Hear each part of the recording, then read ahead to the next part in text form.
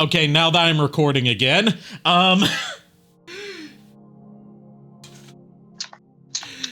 that I'm recording again, I want to get a, like a Fender Stratocaster, or like a Telecaster, or, you know, something like that, and get it done, in a paint job with, like, Bender from Futurama's face on it, and be like, this is my Fender Bender. You're grounded.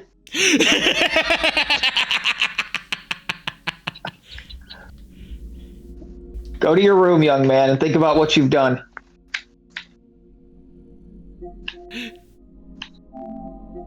Here's the thing, I do think about what I've done. Too much. Too much. It keeps me up at night. Oh, jeez.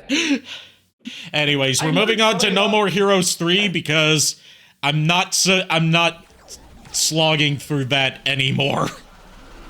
And I heard everything. Yeah. I'm just curious. He heard everything.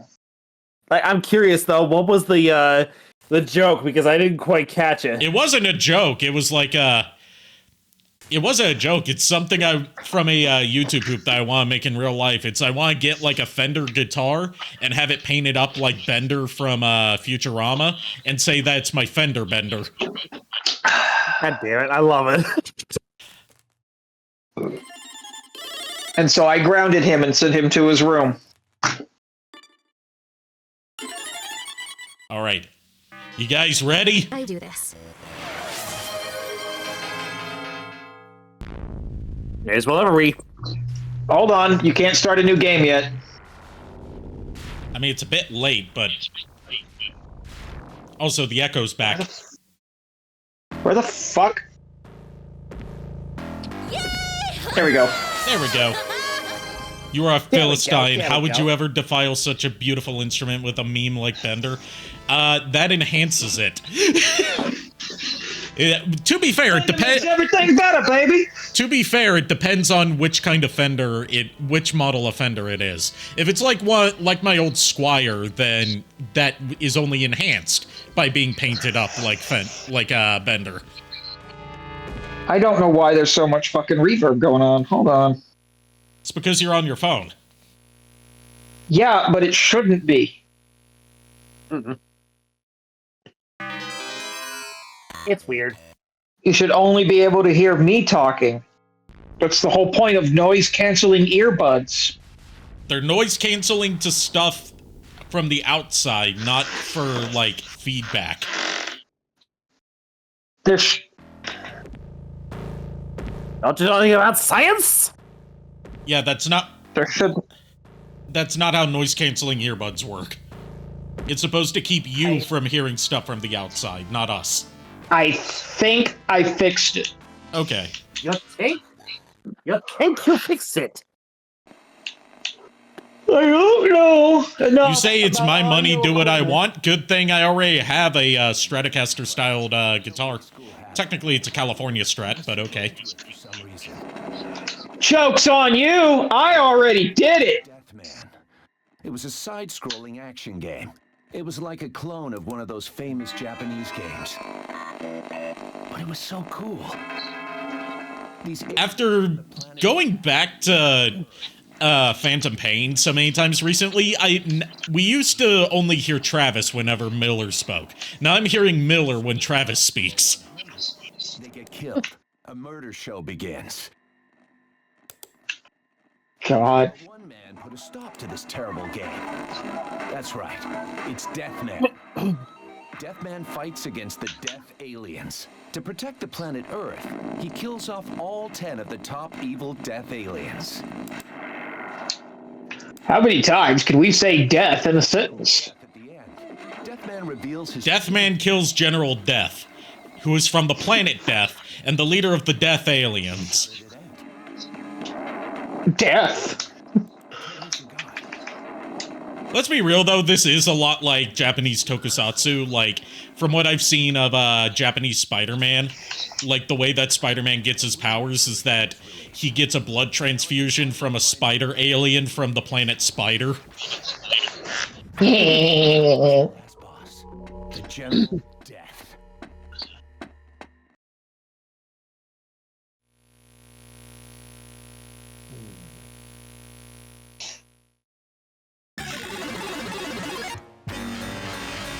Death! Death! There he is, General Death. I'd say I was disappointed, but my mother told me not to lie.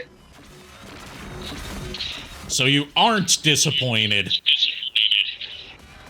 Why is he a Triceratops? He's an alien. He can be... He's an alien. He can look like however he wants. Also, the echo's even worse now. Yep. And has a car that turns into a tokusatsu robot? No, it's a spaceship that turns into a tokusatsu robot. Anyway, you guys like E.T.? I haven't seen E.T. in years. Because we're about to go through the like cliff notes of E.T.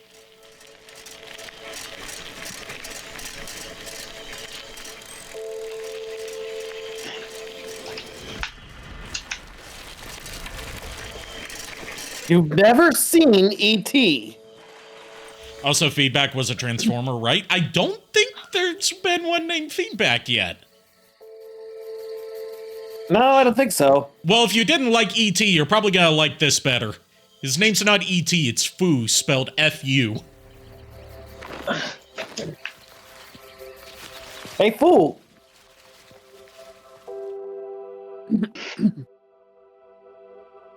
Started when an alien. Oh shit, he's trying to eat the dog. No, don't eat the dog.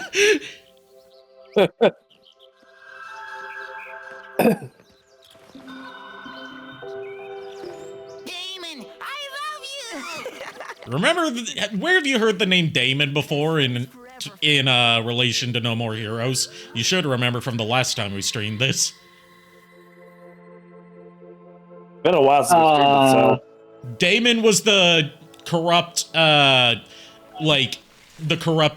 game dev CEO that beat the shit out of Juvenile and ruined her dream project. That's supposed to be a stand-in for the CEO of EA. This is him as a kid. Ah, jeez. You know, the one that Travis punched in the face and then he said he'll get his revenge. It looks like this is gonna die, Fu. The one that Travis refused to kill because he's not worth killing. Damon, I love you. In 20 years, I will return. 20 years? You really mean it, Fu? Promise? Damon, I will return. No matter what. Promise. Go, Fu. So yeah, instead of phoning home, they just build him a fucking rocket ship. So it's fair to say that Damon, as a kid, was already better at building rockets than Elon Musk. I think I fixed it. I think it's better. Don't jinx it, just go with it. Don't jinx it, just go with it. That's what I just said. That's what I just said. Anyway, 20 years later, in the year 2021... Meanwhile, in an undisclosed location, giant sign pointing to it. Just give me a minute. Also, Sylvia's working as his secretary now. But I am not aware of. Just watch.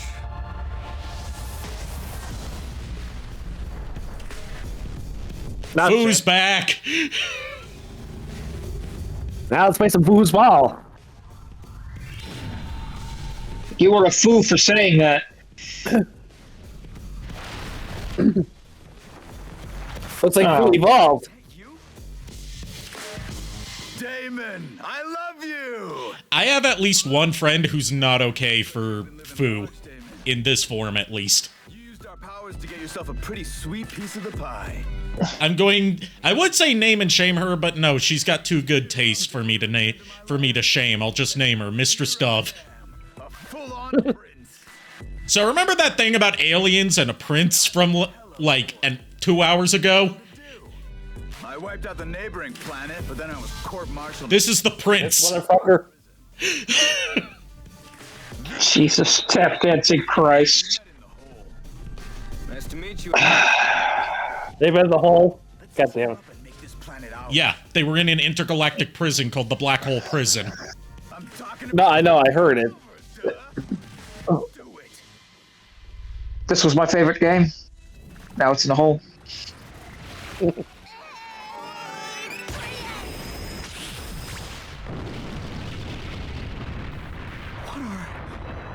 What did you do? Apparently, superheroes are popular in this country, so we're gonna jump on that. Right, Mr. Big Shot? Phew. What are you? I'm a goddamn superhero. Also, if any of this art style for the anime cutscenes looks familiar, same studio that did Pop Team Epic. Nice. Man, Travis is looking rough. Yeah. Also, they never explain where the neck brace came from. Yeah. Good. And he's back living in the motel, even though he has a mansion. Or his wife has a mansion. And Gene's gotten chunky. Was today Again. July? If not, Oi, is the Empire striking back or you leave my Gene alone. You're gonna get to hear Gene speak. I'm scared. You've hyped this up for so long, I'm scared. What a shitty town. This is the guy that I was voicing with the country accent, Mr. Blackhole. Hell is the prince even worried about? Whatever. Let's destroy it. They all look like they evolved. Yeah, Looks like they were fucking Digimon. because they're not limited to 8-bit text adventure graphics. what was that light? That makes a much nicer parking lot, huh? I'm gonna build my tower right here. Okay, you go and clean up. Well, even Fu looked like he was a Digimon that digivolved. There's something real funky down Well, I mean, these guys are aliens, so they got different biology. Well, that's fair. Go find it. Fuck it up. Yeah. Bad girl! Oh, and hi, Shinobu. Mandy. Who are they? So I wasn't far off with the voice. Good Yeah. to know. Hey, can I ask you something? Are you guys aliens? I don't think they're here to talk, Master. Oh shit! This looks like fun. Let me play. You see why I'm not okay for Bad Girl, right? You know how to take these Yeah. Beat him to fucking death. Strategy. He sounds like someone trying to do Tara Strong. She's voiced by Catherine Tara Fiore. Strong? No, it's Catherine Fiore, who I'm not familiar with much work from, start the game. other than playing Bad Girl in all of her appearances, including as the dog. She was the dog. Yes. Limit your gaming to 10 hours per day. Any more? Only 10 hours per day of gaming. Got it. Gotcha. Your good old girl next door, Sylvia, is going to introduce another new game today. Today's I legit thought this was gonna be, after the opening sequence. what the fuck was her name? Closer look. I've already forgotten. Gamers have but one goal: Juvenile. to take down the No, this is not Juvenile. This is Oh yeah, this is Sylvia. yeah. It's Juvenile does show up though in a brief bit. You know what I mean, right? Justice. I know. I was just saying when she popped up like that, I was half expecting it to be Juvenile. Yeah. Since you haven't been here for a lot of No More Heroes, you're not too familiar with Sylvia. You have no idea what they are thinking. Eat all the popcorn and chips you want. Drink a whole shitload of soda. And play till your controller is covered in grease. I would rather not get my controller covered in grease, Sylvia. Feel some more. Yeah, no. Just no. Got it? Now, Controller grease. welcome to the You're sick for it. You're right. I've heard worse. You're a sick vermin. I've heard much worse in the past week. You're talking to the guy or you're talking to the only person in the universe who has a restraining order on, or has a restraining order from Arzette. You thought of a complicated kind of complicated dress for me. It's probably gonna take you a full minute to fully write down from visualizing. I would love to hear because I'm always looking for new ideas for alternate outfits for my VTuber personas. The hell is this? Here's where we see Juvenile the one time. Juvie, check this out. All right. Its atomic composition is unknown. I will expand the range of this search to include the entire galaxy.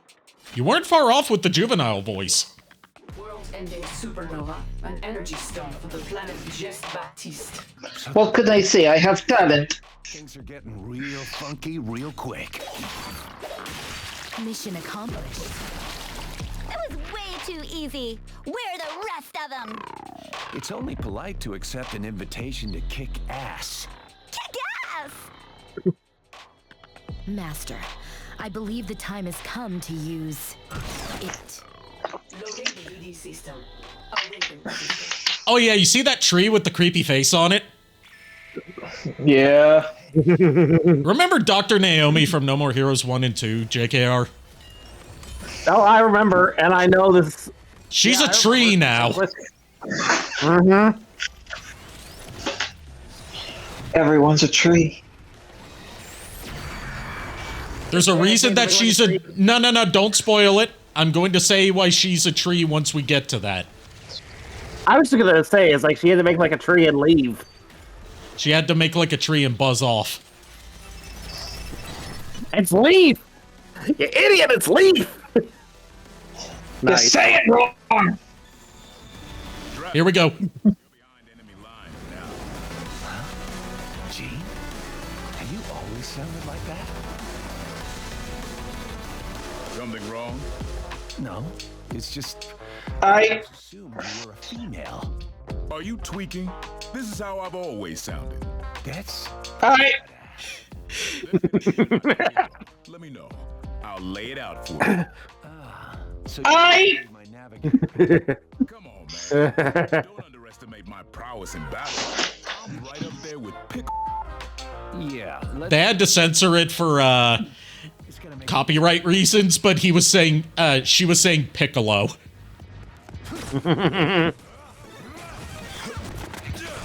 I have to go. I'm not comfortable.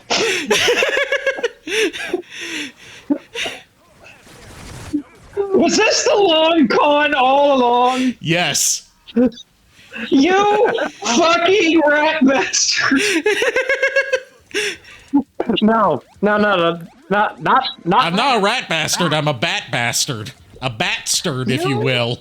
Brought me in, had me do the super adorable kitty voice. Stipulation that I was gonna hear.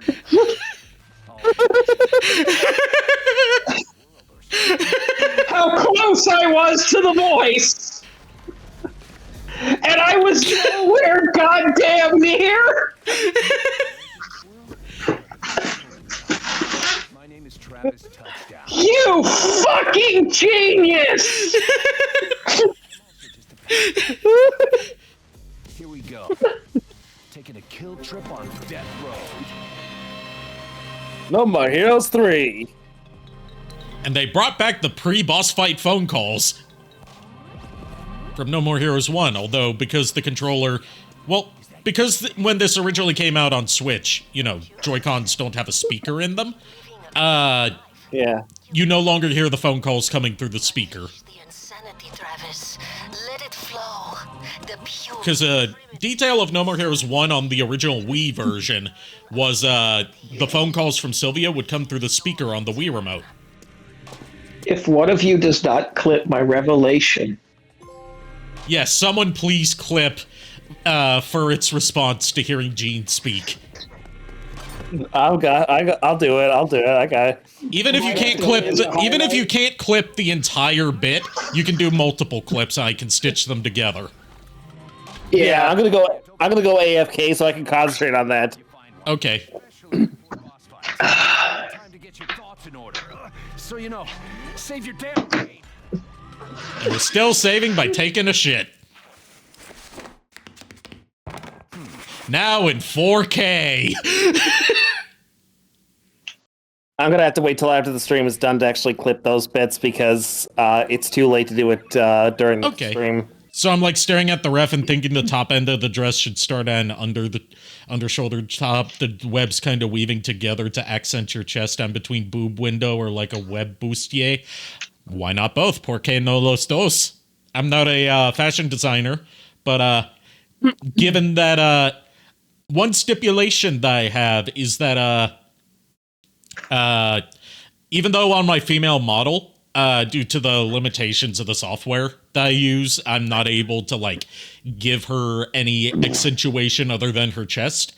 She's supposed to be, like, overall kind of, like, you know, curvy and thick. So, like, you know, feel free to exaggerate on, like, thighs and or hips. I wasted my Fluttershy voice on this. Hey, the sushi guy's back.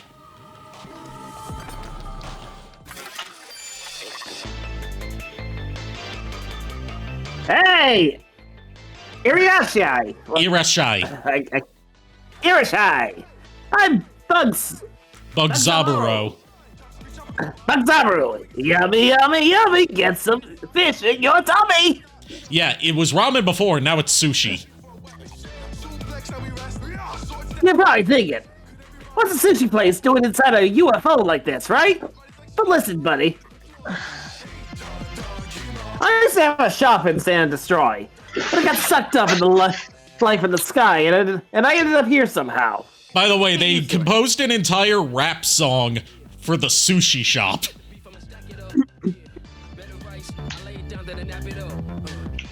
Damn it. And it goes hard, too! So I can give you a nice round booty to bet. Hey, I encourage it. I encourage exaggeration of body features that, you know, as per the artist's preferred style. You can even exaggerate the chest if you want to, because I have a running gag where every time I make edits to my 3D model, I increase the bust size by 0.01%. And so far, JKR is the only one who consistently notices. Yeah, because you told me, now I know to look for it. But you can notice when I do it. Without me telling you beforehand, you can notice when I do it. No, what I mean is, Ari, you told me that you would do that, so I'm always expecting it. That's why. Yeah, but the thing is, like, that's the reason. Wink. Anyway, let's get on with this dialogue. Yes, please, let me finish the dialogue. Anyways, talk about my problems. Have some sushi, buddy. Use L1 and R1 to choose takeout or eat in. Takeout is, well, exactly what it sounds like. Grab a quick bite when you're hungry during battle. Eat in means you can sit here and eat. You can sit here and get filled up and get a rip raring to go for the next battle. Either way, we got some excellent choices today. All right, what's it gonna be? So this is the first game that lets you heal at will, which is what the takeout is for. Different kinds of sushi have different effects. You've got maguro, which is like a health pack. We've got kapamaki, which is a cucumber roll, not avocado, cucumber, which replenishes your battery meter. Tamago, which increases your tension gauge, which is basically like damage and combo length. And it goes, tension gauge is a new mechanic. Basically, the more hits you deal without taking damage, the more your tension goes up, which increases how long your combos get. If you take a hit, it goes down a level. We've got Ikura, which temporarily increases attack power. Ebi, which replenishes the death skill gauge. The skills carried over from Travis Strikes Again, although we only get 4 in this game, and they're preset by the story, but we start out with 1. We get 3 later on, all at once. And Futamaki, which I know as the trademark favorite food of one of the Senran Kagura girls, which improves your chances on the slash reel, which is that slot machine reel that comes up in No More Heroes games after finishing off an enemy, or in this case, during certain parts of boss battles. And then Eat In gives you an instant effect to apply to you, rather than something you carry with you. So I'm gonna buy some Maguro. Always good to have some of that. And some Kappamaki. Also, it just occurred to me that the name of the Nickelodeon show Kappa Mikey is a pun on the term Kappamaki.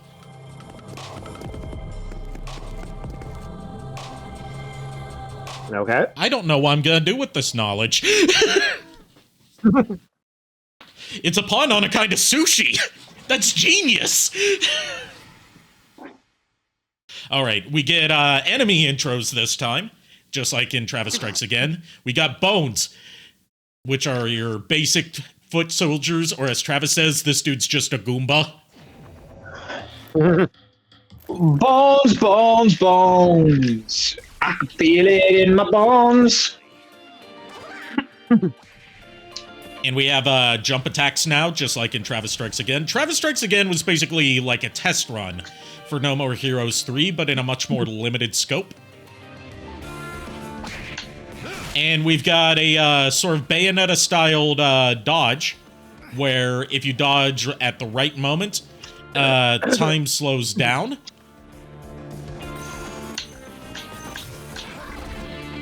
It's hard to get the timing right because the visual indicators are a little weird.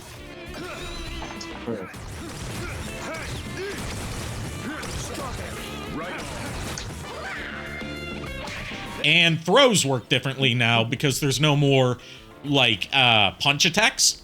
Throws instead happen, you know, you got a dedicated throw button whenever an enemy gets stunned. And throwing an enemy triggers the slash reel, so you can get bonuses during battle. I'm back. I had to take care of a few things on Discord. Also, if you have any flubs in your future recordings already, go ahead and leave them in, but try to limit it to 2 to 3 per line. Oh, I'm way ahead of you. I've already left a flub in on one of my entity lines. I recorded a couple more last night. I didn't know that there was any, like, plans to create a, Oh, yeah. Hold on. You gotta see the fuck off mode, as I like to call it. You get this when you get all 7s on the slash reel. You transform, nice. And you just annihilate everything on screen with the press of a button. Nice. Yeah, I haven't been leaving my bloopers in usually because I didn't know that you guys were going to make a blooper reel. I typically cut those out just to save time in editing. But now that I know that you guys might make a blooper reel, I am intentionally leaving them in, but trying not to go overboard with them.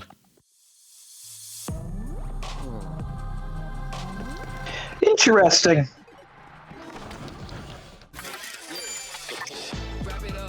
So I did the thing. I waited until the stream, as promised, to never look up the cast of No More Heroes. Yeah? I looked up the cast of No More Heroes since we're here, and my brain has already been exploded. Thank you. The voice of Jean, the cat, of Jean the cat is Ike Amati. Ike Amati, best known for voicing Martian Manhunter in most things DC animated. Yep. That's why that voice probably sounded familiar to you guys. Aaron Davis, a.k.a. the Prowler, in the Spider-Man games. And General Zhao in Mortal Kombat. A.k.a. Shao Kahn. Jean is voiced by Shao Kahn.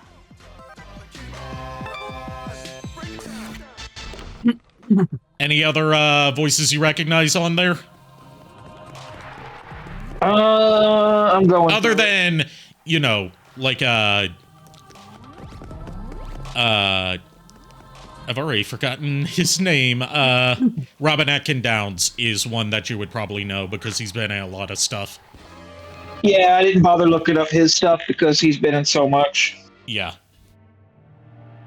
Gene, where are Also, you're core of the spacecraft? you for JKR, who's been along for the ride this whole time, Mr. Sir Henry Motherfucker sadly has a new voice in this game. It's no longer Quentin Flynn doing his best Irish accent. Because during the production of this game, Quentin Flynn got caught in a controversy that he ended up being okay for in the long run, but at the time they decided it was best to just go with someone else. And they tie it into the story as well. Yeah, we got some alien eggs, and they mentioned that looks familiar. And this little guy who hatches out of it, oh, he's crying. Aww. Let me pick you up, little guy. Oh God.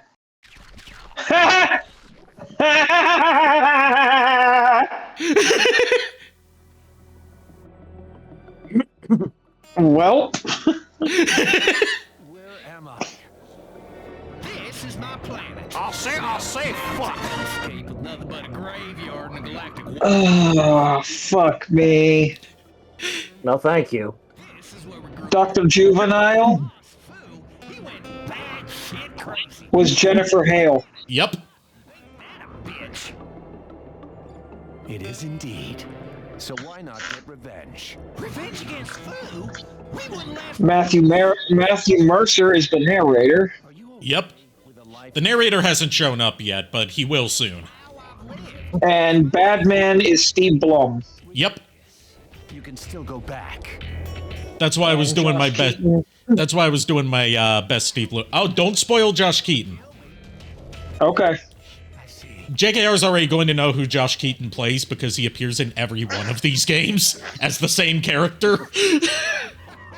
Okay, want to get started? Fair enough. You know what? He's gonna know who it is just because it's Josh Keaton, but I'm not gonna say how or when he appears. I was gonna say that I was gonna say that I actually have to hop off soon because I have to be up early since I'm gonna be at the con at 9 a.m. tomorrow. Oh yeah, that was this weekend. Is it this Sunday? Yeah. Sorry, that was a YouTube poop reference to one you haven't seen. Have fun at the con tomorrow. Yeah, we may, as I said, we may end up having to call it after this boss fight. Yeah, I was just gonna cover like the intro to this game because Travis Strikes Again went on for so long.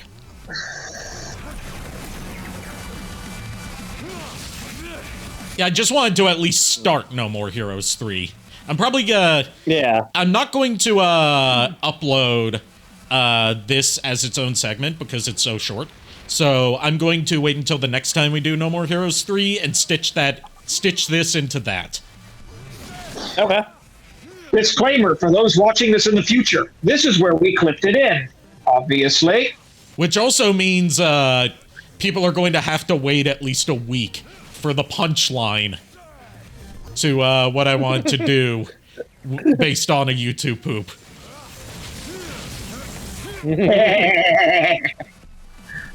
And they're going to have wait a week for me to have a conniption.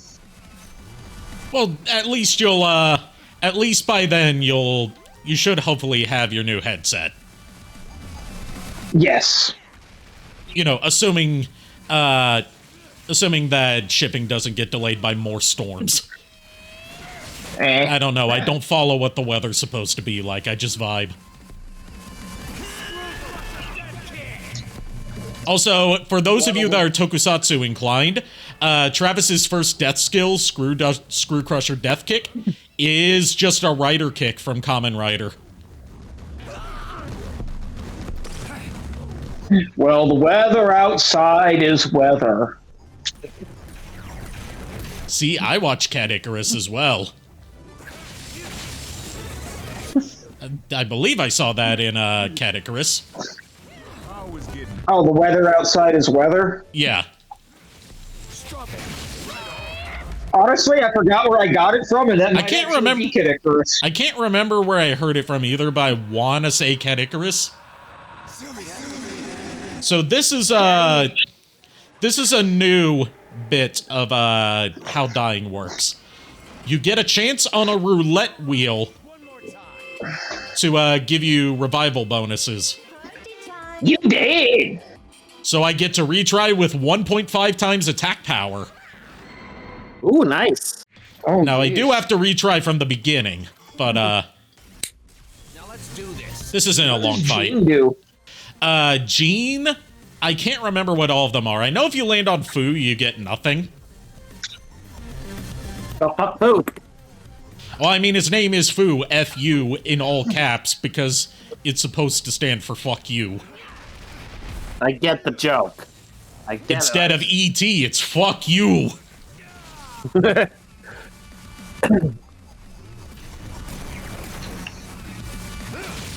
Also, I think you're going to like Fu as a villain, JKR. He's the kind who's not afraid to get his hands dirty, but is still more than happy to let his henchmen deal with stuff if there's promises of like more fun involved. Nice.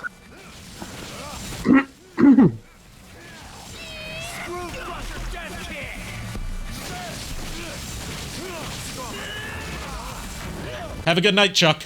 Sorry, I just got around to seeing your message. I know you're probably gone by now, but good night. Yes, good night, Chuck from the future. Or technically Chuck from the past, which Chuck from the future will probably be seeing this in the VOD. So both past and future. Chuck in the future from the past. Past and future. Elements of the past and future combining to make something not quite as good as either.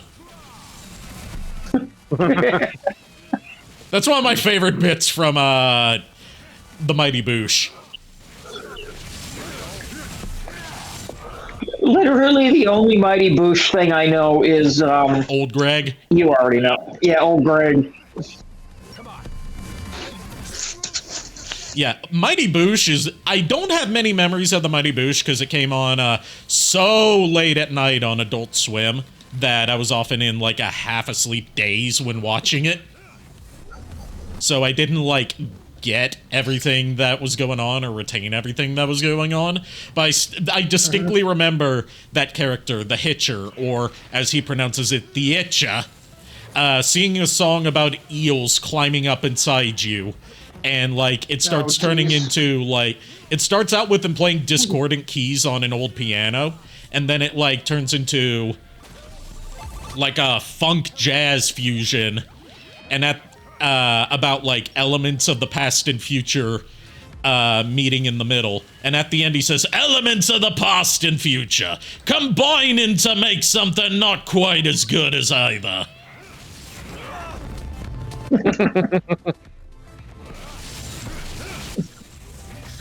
I find it funny that my mom watches a lot of the Great British Baking Show and knows Noel Fielding from that, whereas I know him from the Mighty Boosh.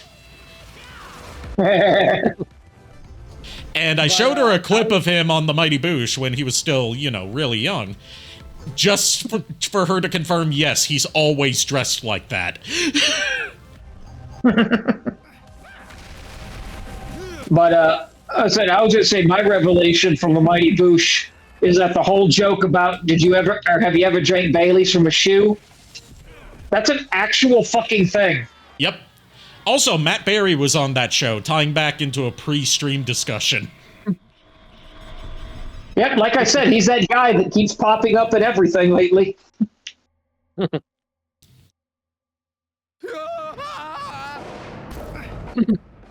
Mr. Black Hole dead? Where is this? Inside him. We're basically in his universe. So now we're inside Mr. Black Hole, inside a tiny Mr. Black Hole.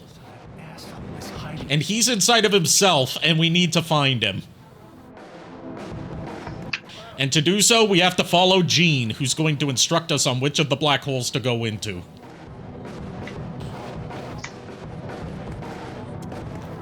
Look, she go pitter-patter, pitter-patter. I don't know how I feel about Jean right now. She also has a lot of kittens. That's a whole side quest, is finding and rescuing her kittens. Oh, she's going into the black hole! Jean, no, don't do it! Don't do it, you have a family! My question is, who's the father? My question is, who cares? No, actually, my real question is, which one of these black holes is the Unicron singularity? None of them? That's it.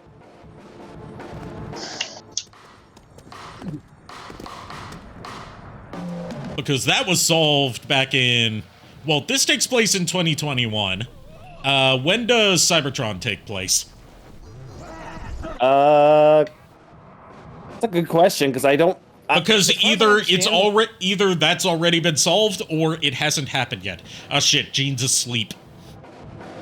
Aww. Also, there's mini games where we can play with Jean with like cat toys. Which is a recurring thing in No More Heroes, playing with Jean with cat toys and/or treats. In No More Heroes 2, it was part of a side quest where you're trying to get her to lose weight. I want to pet the kitty. Pet, pet, pet. And one of the ways you can get her to lose weight is by giving her belly rubs.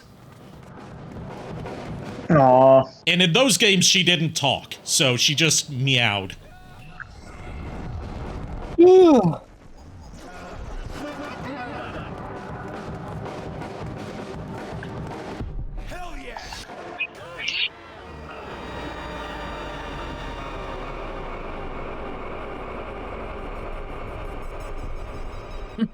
But yeah, out of all the characters in No More Heroes, Jean is the only one we really get to see grow up throughout the series, because in the first one, she was just a little kitten. Now she's fully grown, and she's chunky and old. Calm down, Trevor. Aww. Left? Oh, left. Earth 515, as opposed to Earth 616. It should have just as a major jab at Marvel. It should have been Earth 525. I'm gonna pretend I get it and just move on. Anyways, we're having a space battle now.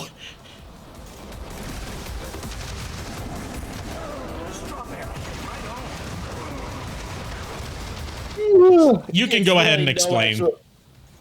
There was really no. It's just a stupid joke I thought of where it's like, you know... Oh, I thought it was like an actual Marvel lore thing about a specific universe. If there is an Earth 525, I don't know there's it, because I don't follow Marvel comics that often. There's also Universe 626, where all of the Marvel characters are Stitch. I'm not joking. I'm not surprised now that Disney's a part of it.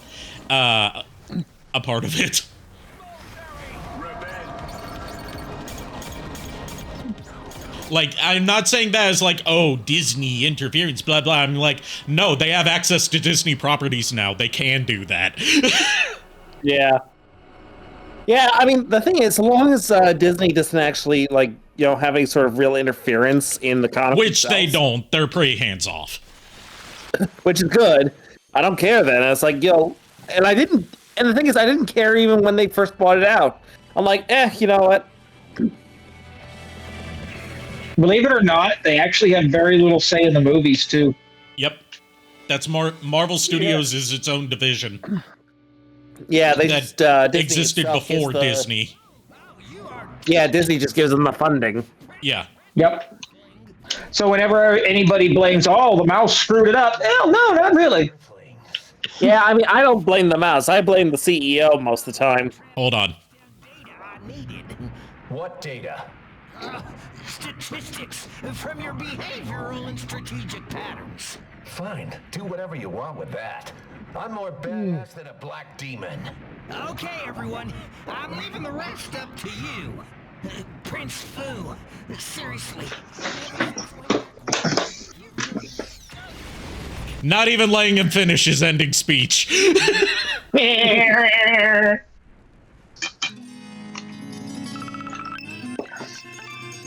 Rest in peace, Shockwave in a kilt. Oh, that reminds me, Ferd. I gotta send you something that I found today involving Shockwave, and I think you'll actually like it. Hold on. We gotta see the lovers reunite.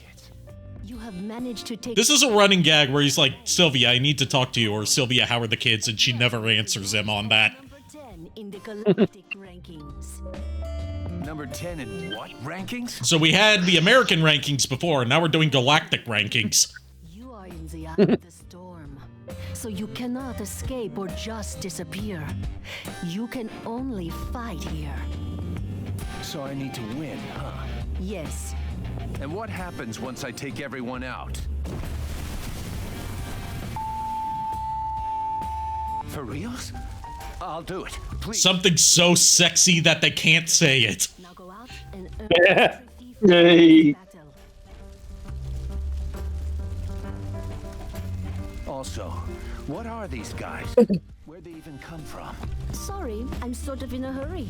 I'll mail you later, so be sure to check it out. Hey, wait! Sylvia, there's something I need to talk to you about.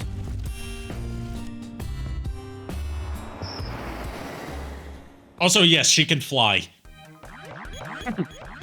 She flies now? She flies now.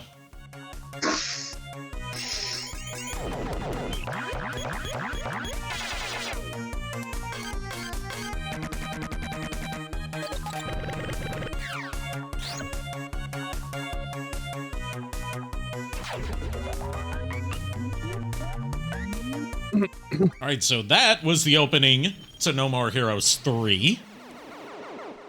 Just got to, we got our anime intro.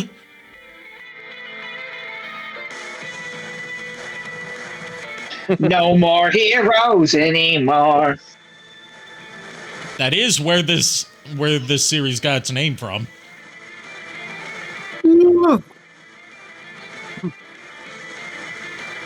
Seriously? Yeah, Suda51's a big fan of music.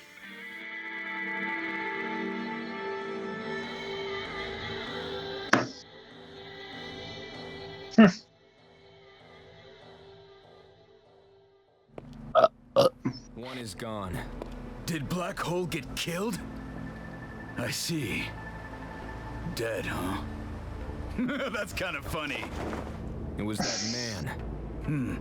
Somebody you know? Looks like not all humans are weaklings after all. This ought to be fun. Oh, that's where I know your voice from, Fu. Motherfucker. Sweet. Let me watch. What? Fu, wait. Ah, shit. Board meeting. It's important. Where do you know him from? Sorry, I turned my volume up way too fucking loud. It just blew my ears out. Give me a minute to remember what hearing thought is like. Nice work, Damon. You really... He is Charles from Red Dead Redemption. Okay. Fu, I told you, this is a board meeting. Please keep... Also, you see how all the guys in the room are wearing, like, gas masks? Really Yeah. dudes, huh? That's because this game was finished its development in the height of COVID. Bunch of losers. So they're all masked up.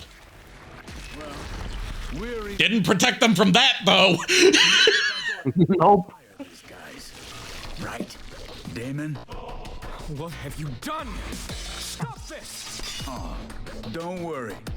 You're a good secretary. I'll allow you to live. Okay, that's enough for the entertainment. Time for a... Whip out the blueprints for the fighting arena. It's here. What are these blueprints? Who made these? So this city was just built without permission? Oh, come on. You've heard of LASIK before, right? Do you still remember? You mean... Taking over this planet is too simple and boring. So I decided to go with a game of conquest. So yeah, Fu is basically, what if E.T., instead of being the friendly alien everyone loves, was the friendly alien everyone loves, and also he was secretly implanting subconscious ideas in your mind to help you prepare for his conquest in 20 years. So basically the plot of E.T. 2. Got it. Yes, he is E.T. 2. Cute little me from back then, and the You guys don't think I'm joking. Look that up. That was a fucking thing. They were going to make an E.T. 2 where E.T. comes back and tries to take over the world. I'm aware. I was more addressing the audience. You're gonna hold an emergency press conference. Steven Spielberg was not okay in the 80s. He was not, he hasn't been okay ever, let's be real. Okay then. Guess I've got no choice. Do it.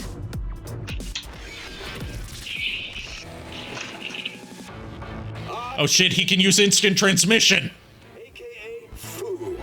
I'm Prince of the Baptiste system, and you can call me Lord Fu. Listen up, Earthling aliens. Yeah, I'm not gonna do that. It is no fun, and there's probably gonna be some resistance. I understand you people. What do you mean, you people? What do you mean, you people? You people. I won't run or hide. I'll be a Damon Tower in Utopia Land. Anyone is welcome. Looks like we've got a contestant already.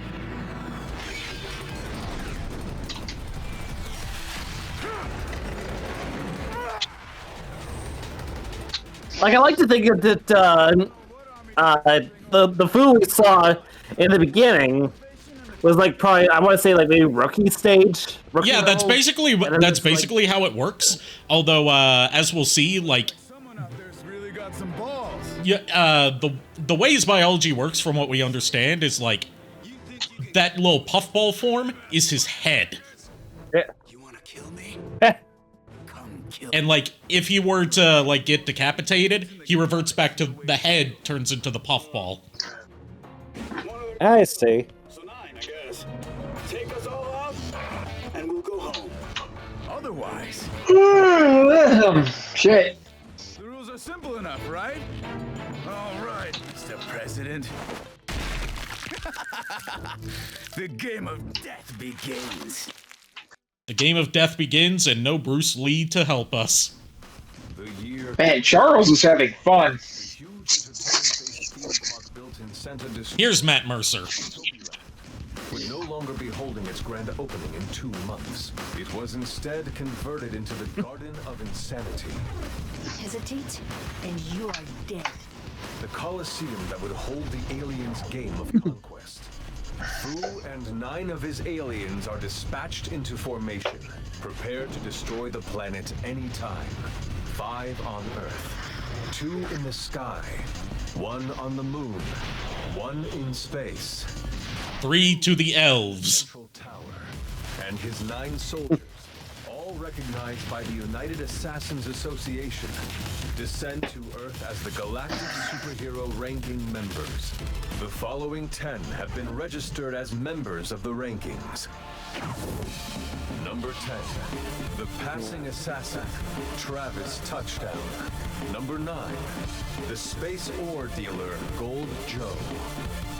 Number 8, the Alien... We need action figures like that. Yes, we do, and sadly none exist. There's like no merch for No More Heroes. Number 6. Isn't that kind of like part of the joke? Yes. Number 5. The Dark World Princess, Midori Midorikawa. Number 4. Hello. Velvet chair girl or chairwoman, whatever the hell she was Velvet called. chair girl. I'll take her. No! Velvet chair girl, thank you. No. I thought you wanted Midori Midorikawa. Number 1. That's what I just said. No, Velvet Chair Girl and Midori Midorikawa are 2 different people. I might be passing out. We're about to end Yes, anyways. yes, We just have to get through these cutscenes. Is about to kick off.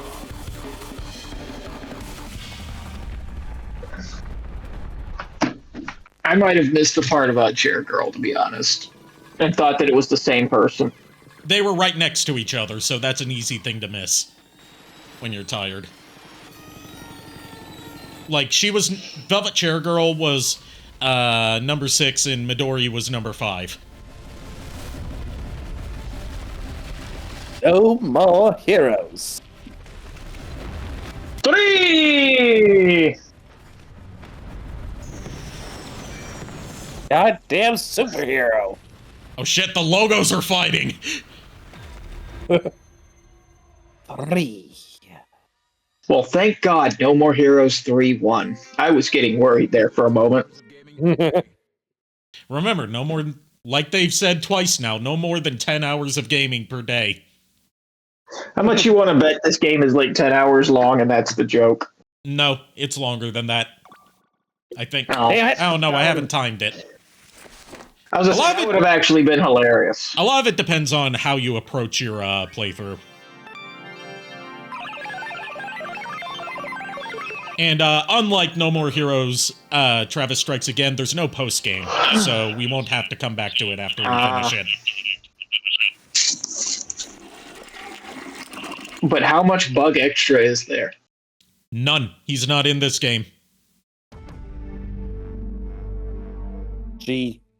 G. G. Not bad. Not bad at all. It was designed exactly according to your input. You could show a bit of appreciation, you know. Did I not just say not bad? I'll help with the next one, too. Mr. Gold Joe has arrived. I think you're gonna like Gold Joe. Right.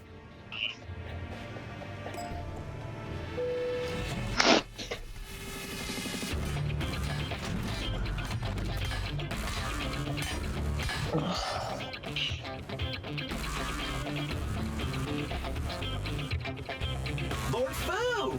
Gold Joe is back! That Earthling called Travis. I'm leaving him to you. Oh, I'm honored. All the credit shall go to you, of course.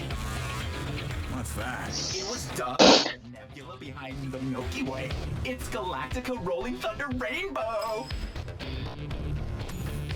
I'm gonna be honest, that's not the voice I was picturing. Half the fun of the aliens is them not having the voices you'd imagine for them. I'll go to see Earthling myself. Oh, you mean like Gene the cat? Yes. He's a wily bastard. You have nothing to worry about. Don't kill him off too quick. A quick kill. Sounds like a nice plan. I just said don't kill him too quickly, you dumbass! Weren't you listening? Yes, I will kill him quickly! Really not. No More Heroes 3, again. Yeah, they treat each level as if it's an episode of an anime, complete with opening and ending credits. I see. Just like in The Phantom Pain. Except in that it's more like a TV drama. Ranking 9. Espacio. Space Robot. What do you think about Miike's This is the guy that had the accent I was telling you about. Miike used it to help him get to the next stage. It's like a treasure chest of production. By preparing so many different stages to test out just how far Japanese CG technology his passion into the improvement of systematized techniques. Damn, Travis, you really hit the nail on the head. The incubator of the new idol chosen in the audition, that's just his transient form.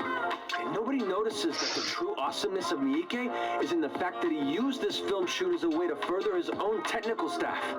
So basically, in the next Yakuza apocalypse-style full-on Miike film, these systems... Yeah, in between levels, we get, you know, besides story cutscenes, we get, a public access TV show of Travis and Bishop talking about, Films directed by Takashi Miike. Yeah, let's go. Enough with the sauce!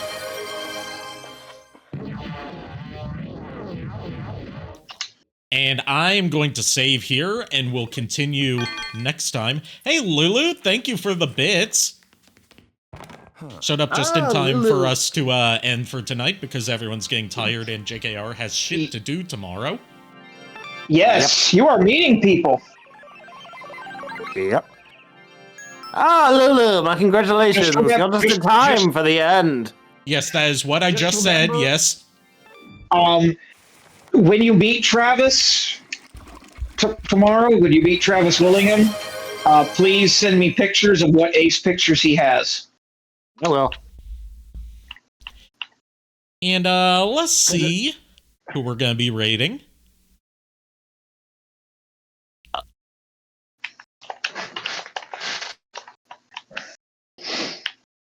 If he has one where his fists are flamed up, that would be what I would want. We are going to raid Lul's Time, who is preparing for a Guilty Gear Strive tournament. Nice. And it looks like he just started his stream, so we'll be just in time to welcome him. Thank you everyone for tuning in tonight. Thank you to JKR and Furret for joining me for all the stuff that went down tonight. I'll see you guys maybe tomorrow night, depending on some factors. Until then, until whenever we see each other again, unpleasant dreams. We're the boys of chorus. We hope you like our show. No, you're rooting for us, but now we're to... Please allow us to fuck off. Good night, everybody. A few inches later. There we go. That's the thing. Now we can really start. Well, the first thing was me, by the way. So the shotgun was mine. Right. Yeah, no, it was me. Yeah, no, I somehow got stuck in the emotes. I don't know how. Oh. Yeah, No More Heroes, something you have to get used to is that they're all incredibly loud. Joke's on you, I love this song. Run around and desert you. Hey, goodbye. I'm gonna tell a lie and hurt you. I've got shit. I'll Rickroll myself. With blackjack and poker.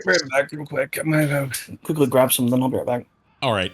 When we left off, we had just defeated Mr. Black Hole and started the whole galactic rankings. Aliens are invading. And completely destroyed for its brain in every possible way. Yep. Anyways, let's play with Gene. Let's play ball with Gene. We gotta throw the ball into the target circle. Otherwise, Gene gets bored. Come on. Did Gene just fucking say me, yawn? Yes. Yes. Come on. Bring No.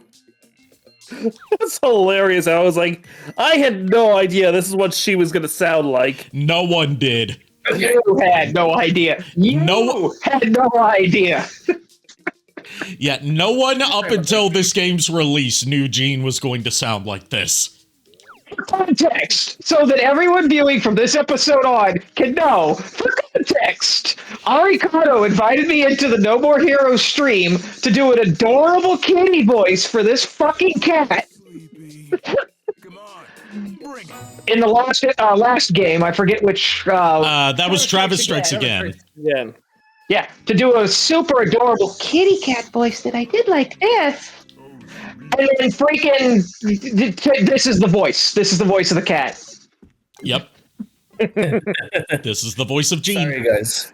I had a TMJ issue, so I had to walk away for a second. Okay. Ooh, I hate when that happens. No worries. Any who's it? Yeah, I've got similar issues, Miles. Let's exit our motel and see who's waiting for us. Has Miles ever heard the Fluttershy? Yeah, no, Miles heard the Fluttershy voice. Yeah, of course I did. I did it for the Floramon. Yeah. Yeah. Foo's here to take on Travis in person. Just fuck the whole rankings. Nice. Who needs rankings, guys? See, I told you that at least JKR I know is going to like Foo as a villain. You're already dead. Or close enough, anyway. Because Yeah, he's like, fuck the system. I'm going to do this myself. when the conversation stops, Who freaking let a... What's it called? What do they call it from the Avatar movie? Navi. Although this guy's got a much more weird biology than a Navi. Just look at all the eyes he's got. Like that crown. That crown is not a crown. It's a growth on his head. It's a Navi mixed with some sort of alien. And when he was alien. When he first came to Earth as a baby, he was an adorable little puffball. He said, "Fuck this shit! I'm blowing up the Earth." Oh, we got some backup. That just looks like a Kill Bill moment right there. It probably is. Suda51 loves his references to movies. I mean, look, the outfit screams Kill Bill, and then a freaking katana sword. JKR, I know you like Shinobu. I know she's one of your waifus. Actually, no, she was for a while. No, she's not one of my. She was at first. Mine. Yeah, it was Furret's. She's Furret's waifu, not mine. Oh well, somebody's. Yeah. Oh, now we have a Jason moment. This is Batman's only scene in the game. And they brought back Steve Bloom just for this scene. that's about enough from you. This just feels like a Jason moment almost now at this point with that mask. He disarmed her. Yes. It's not the first time she's been disarmed. She lost one arm already. Yeah. Now she lost both. Yeah. At least So it's like a running. It's like a running thing with her where she keeps getting completely disarmed. Got it. Yes, it is. No, actually. Actually, yeah, it happened in No More Heroes 2 as well. Although she reattached it. Yeah. Oh, he's about to lose his head, I think. Not really. He's about to squish his head like a grape. Oh, that's not pretty. Ah, glorious. Ah, bad man. We hardly knew ye. Bad girl's gonna be mad. Yeah, bad girl's gonna be pissed. I'll fucking kill you. Hey, assassin, come see me, and I'll give you a little kiss. Son of a bitch! Freaking turning into Friesen mixed with nothing. I know you are, but what am I? Son of a bitch! I know I am, but what are you? Wait, what? Exactly. His super mode's not working, and it's because when he wasn't paying attention, Fu managed to do that to him.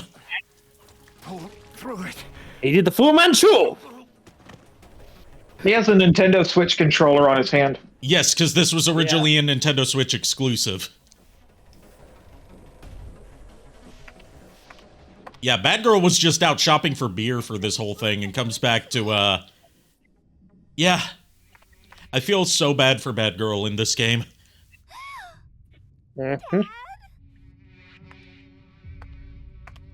Honey, I can fix her.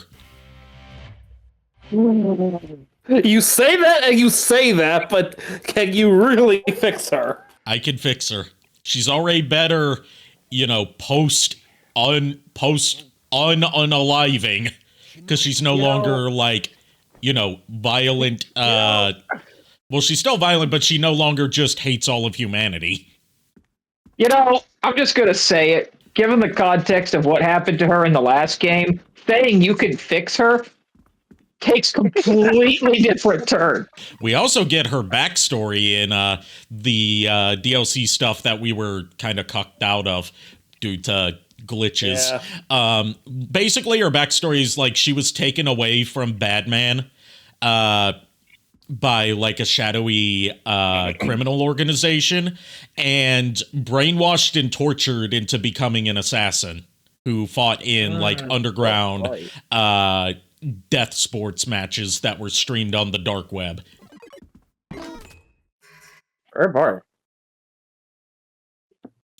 Yeah, Travis apparently owns this whole motel now instead of just the one room, considering he can go through multiple floors of it. Nice. Yeah, I mean, he might as well. He practically, He does live in the motel. I mean, I'm just saying, it's like ain't no practical here. She survived. Good. And we can visit Shinobu's fine. Yeah, we can visit Shinobu after, like, during every chapter, and Travis will say a different thing to her every time to try and, like, inspire her to recover quicker. Aww.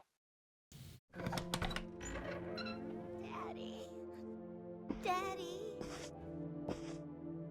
Hey. Daddy. Charlotte. Daddy. Daddy. He's... Daddy. Daddy. Daddy. I feel so, like I said, I feel so bad for her. No pun intended. And you're sure you can fix her. Yeah, look. There are ways to deal with grief. I'm not good at any of them, but I can try. That rage. Did something happen? They got Shinobu. Well, you could start with beer. Yeah, she likes beer. In her boss fight in No More Heroes 1, she had a mini fridge filled with nothing but beer. Now let me at those sons of bitches. The ranking battles, But Travis... And in addition to that, she had a hip flask with alcohol in it that she used to light her bat on fire for extra damage. You are so serious. Oh, jeez. Was she so special to you? Now spare me your bullshit. Okay, then. Also, Travis upgraded from the X-Wing bike to the Akira bike. Nice. There's even a dedicated button for doing the Akira slide. Of course there is. You can't have the Akira bike without doing the Akira slide. Gene, get us there. On it. So there's multiple hub worlds that we can explore this time instead of just Santa Destroy. And we have to travel to specific ones every chapter and complete little challenges there in order to earn money and, fulfill the requirements to take on the ranking battles. But there's also, like, side quests you can do and mini games as well. Nice. You can also see it, especially in the hub world of Santa Destroy that we're in now, that the game was kind of like rushed out, pretty incomplete, because there's like whole sections of the map that are modeled, but are inaccessible just because like they put like a respawn zone there, but like the map still extends out there.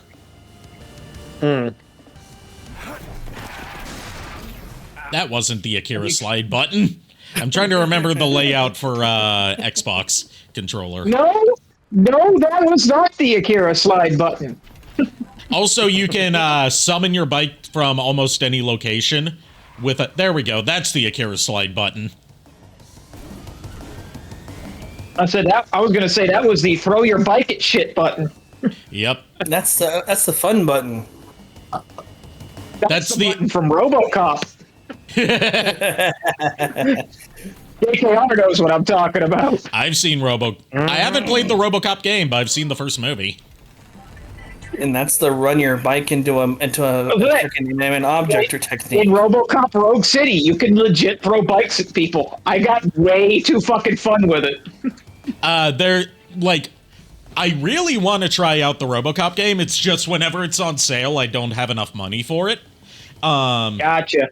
But the other thing is, like, part of me wants to see if I can snag it for $1 or less, so I could legitimately say, I'd buy that for $1. I mean, next time it's on Humble Bundle, yeah, you probably could.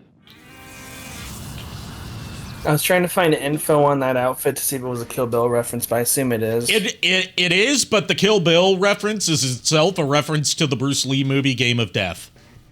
Yeah. But Shinobu has a lot of references to martial arts movies. Like, even her design is a reference to Afro Samurai. Nice. So, is the RoboCop game we're talking about Rogue City? Rogue City, yeah. Yeah. They brought Peter Weller's back to voice RoboCop. Hold on, let me see something.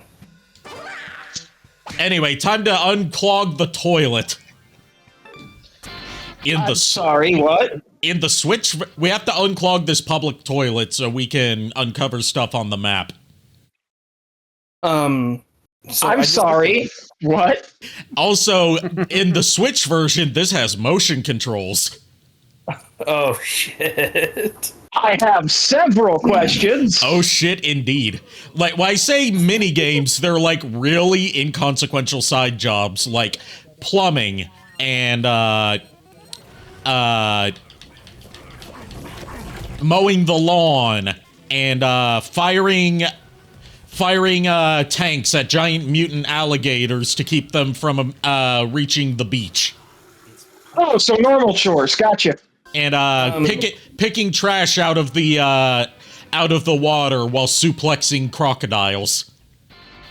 Again, so just normal everyday Saturday chores. Got it. Yes. Also, we have two forms of currency now. We've got Utopia coins, which are our main money, and we've got world-ending supernova, which is used for upgrading skills.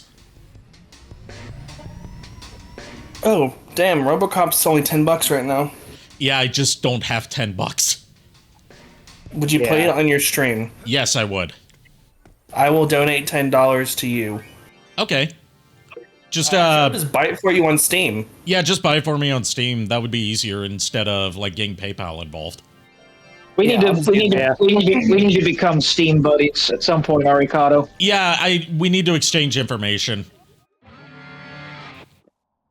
Anyway, we got a new enemy type, the chest hole. His hole leads to another dimension. That's hilarious. Sweet fucking Christ. These are ranged fighters. I have legit given up trying to figure out this game and its lore. I'm just gonna let you know that. The lore is basically like everything that Suda51, the director, has ever made is set in the same universe in some way, shape, or form, even if it's not something directly related to No More Heroes. And right, like it constantly gets retconned, so there's no real point in like it actively spites you for trying to get invested in its lore by having like shit come out of nowhere that contradicts what was established before. Because Suda51's kind of a troll like that. I forgot you have to do that to recharge your sword. Yes, and something that a friend of the channel, Mistress Dove, noticed, by the way, is the game too loud? That's fine. Yeah, not really, but... Okay, I'm just making sure that the audio balance is good. No, it's fine. I can hear you just fine. I hear the game just fine. We're good. Okay. Like, we good. It's a good... I didn't make out a word of that. You'll have to speak up on the ferret.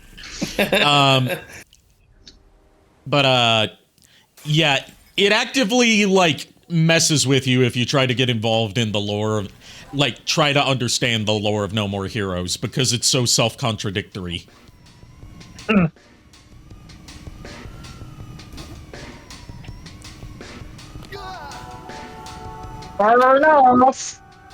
And, would you believe it if I said that No More Heroes isn't even, like, the weirdest, most, like, mind-bending plot that Suda51 has done? That would probably be Killer 7. I believe it. which I need to stream sometime because Killer 7 is also in the same universe as No More Heroes, and Badman is tied into the Killer 7 lore.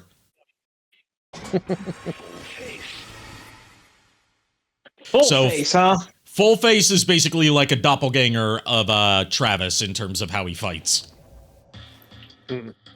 He's like alien though. Yes, these are all aliens. Doesn't look like an alien though. Well, how do you know what an alien looks like? Have you seen one? Yeah, that's kind of alienist. Wow, don't do that to me now, man.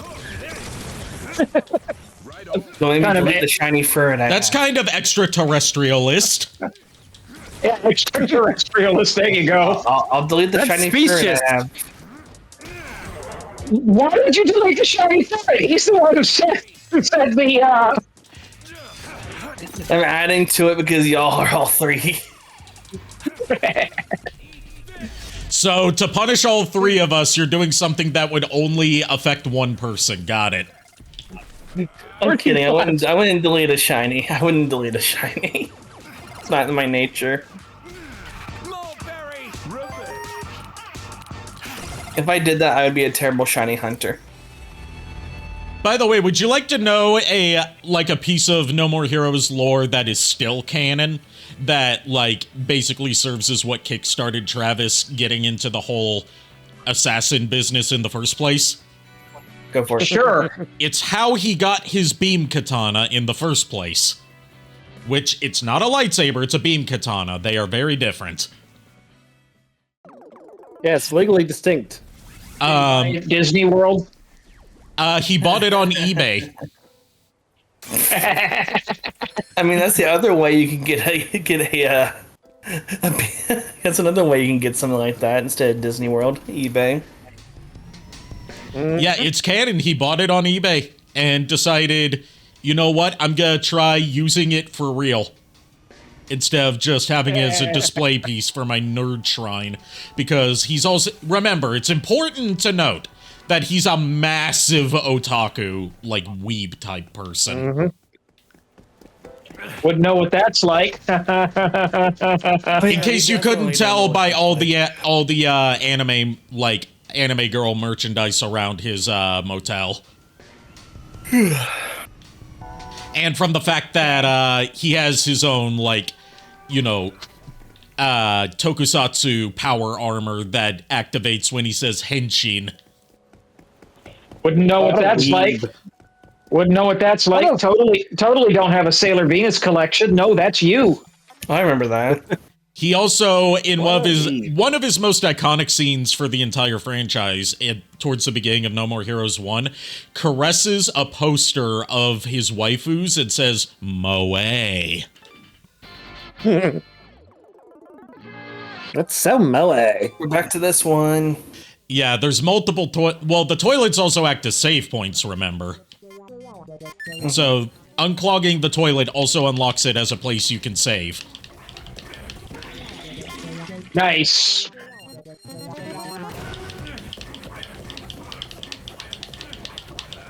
Yeah, you unclogged that toilet. There's also, No More Heroes 2 has one of my favorite insults ever, and it's when you fail a specific side job minigame in that one. I can't remember which one. I think it's the scorpion collecting one. Yes, that is a side job in both No More Heroes 1 and 2, and there's a scorpion collecting side quest in this game. Oh. Yeah, I'm saying that right now is like a bit of a trigger warning for you for it. Yeah, I'll be right back, gentlemen. Sorry. All right. But if you fail the mini game in No More Heroes 2, whichever one it is, the guy who hires you says, "I hate you with all of my hate."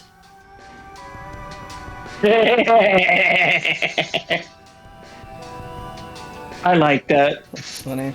There's also the whole setup premise of the steak cooking mini game in No More Heroes 2, which is I need you to cook steaks for my customers because all of my cooks have come down with mad cow disease. You didn't even touch that car really that hard, and it just went. Yes, concerning. That's not mildly concerning at all. Hell yeah, I'll do it. Like, one of the things you need to understand about No More Heroes is that Santa Destroy is a shithole town. Kind of gathered that. But in No More Heroes 3, it's been gentrified by Utopia Corporation, whatever it's called, from Travis Strikes Again, which is also where that Damon character that's heavily featured in this game came from. The dude that Travis beat the shit out of for physically assaulting Dr. Juvenile in the past and stealing her project. Hell yeah. The one who's a stand-in for the former EA CEO that screwed over Suda51 during production of Shadows of the Damned. Hell He is a main villain in this game. Avenge my girl. Avenge Juvenile. Also, just like minor thing that was revealed by Suda51 about Juvenile having a connection to another character is Dr. Naomi, the person you buy weapon upgrades from in No More Heroes 1 and 2, who's been turned into a cherry tree in this game, and there is a reason for that, is the sister of Dr. Juvenile.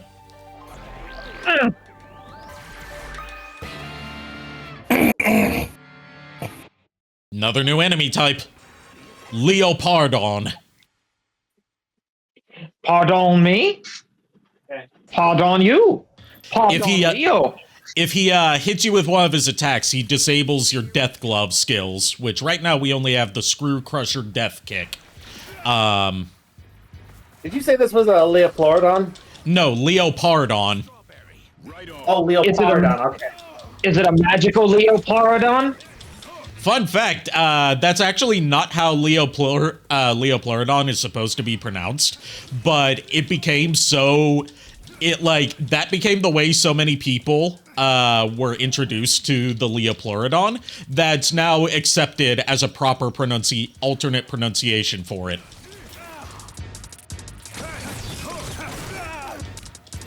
The actual way it's supposed to be pronounced is Leopardon. Also a fun fact, I forget his name, Film Cow. Yeah, Jason Steele. He actually hates that the Charlie the Unicorn became as popular as it did. Yeah, which is why he decided to end it permanently with Charlie the Unicorn 5 and made it like something that had to be crowdfunded to make it worth doing another Charlie the Unicorn. Yep. Like, he's already stated he wishes his other stuff had been more popular. I know in particular... Detective Agency. Yeah, I know in particular he wishes the Cloak was more popular. Which, that might be the one you're thinking of, the Cloak. Yeah, the one where it's him and a floating head. Yeah, the floating head of Robert Mitchum. That one actually has a quote in it that I quote more than any other film cow thing ever, and that's the somebody. Yeah, you need to finish that sentence. Yeah, the Cloak. Shut your goddamn mouth. The Cloak is underrated as hell, but like, I'm glad that I saw it like before Film Cow really blew up with other series, just so I can be like, yeah, I liked his stuff before Llamas with Hats. Yep. That's another series that I get a lot of bullshit from, was Llamas with Hats. But Carl, that kills people! You hear that? That's the sound of silence. Or that is the sound of forgiveness. That's the sound of people dying, Carl. That's what forgiveness sounds like. Screaming and then silence. One of my favorite, most fucked up things anyone's ever said in a video. And he still manages to top it with each new entry in Llamas with Hats. Yup. Like, he consistently managed to top himself in how fucked up and meta it could get. Like, it went from, like, you know, just jokes about, like, two llamas with hats discussing horrifying crimes that one of them has committed, to, like, basically psychological horror. Yep.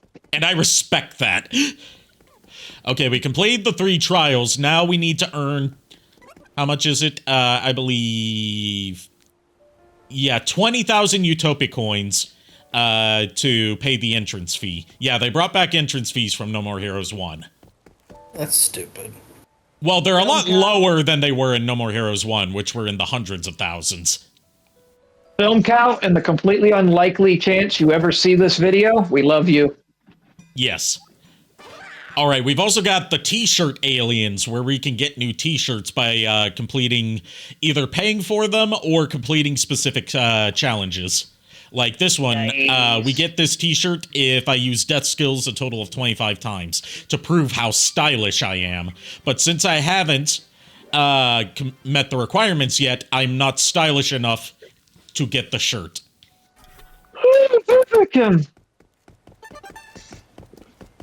Also, yeah, we've got mail that we can check. And we actually get spam emails in this. Nice. Like, here's a message from the UAA saying, like, you know, pay the entrance fee. Here's the one that's telling us where to go to complete the challenges. Here's one from Thunder Tiger Mailing Service telling us how email works. We've got the tutorials, which is a typo that they never fixed, which is where all of our, like, gameplay tutorial stuff is kept. Nice. And we've got spam from Notflix and Thunder Tiger Mailing Service. And Notflix. Yes, Notflix. We've got a new movie recommended for you based on your viewing history in my list. The 51st Chamber of Shaolin. This mail was sent automatically. The number 51 is in the title of each of the movies that we get recommended from Notflix, because Suda5 won. That's awesome. Also, the reason that he's called Suda51 is a joke about, like, how his name can be read in Japanese. His first name is Goichi, and Goichi can be read as 5-1. So he decided his, creator handle is going to be Suda51.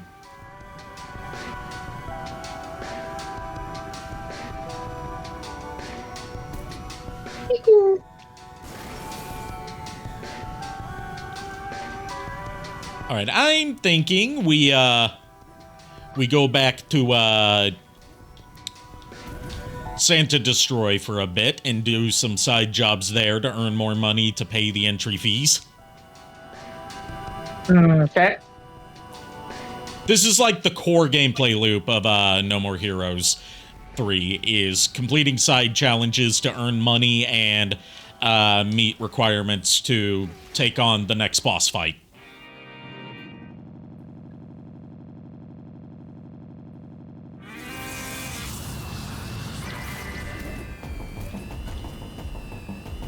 And we've got a few side quests that we can pick up here in this part of the game.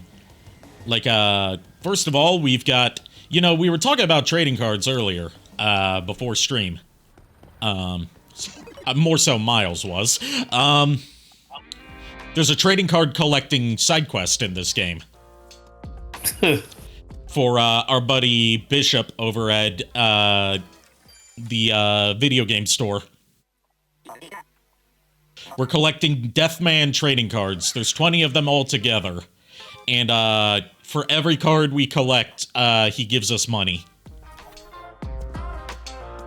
And the way you get them, thankfully there's no, like, random chance to it. You just find them in the hub worlds. Like right here, here's one.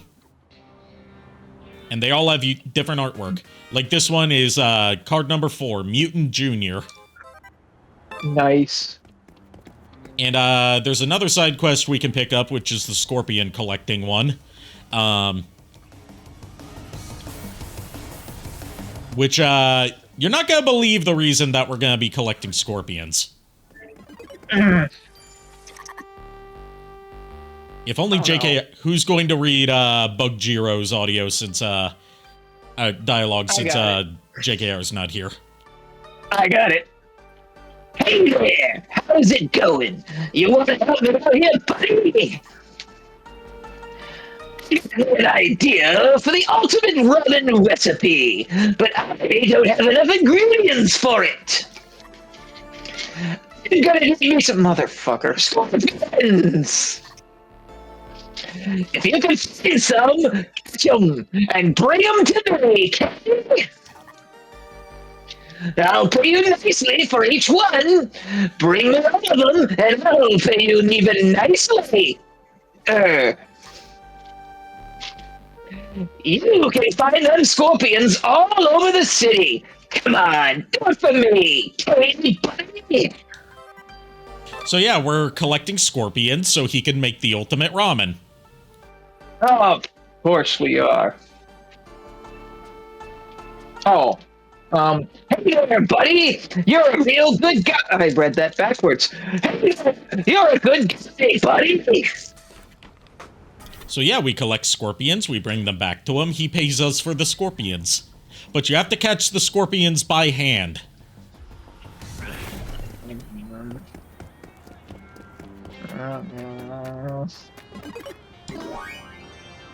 Anyway, unrelated to scorpions, here's a defense mission. I'm gonna go grab me some real food. Okay. BRB. So we got 8 waves of enemies here that we have to clear.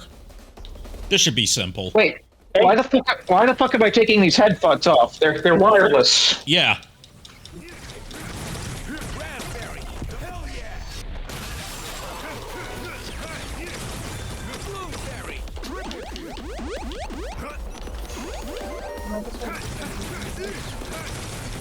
Yeah, sure.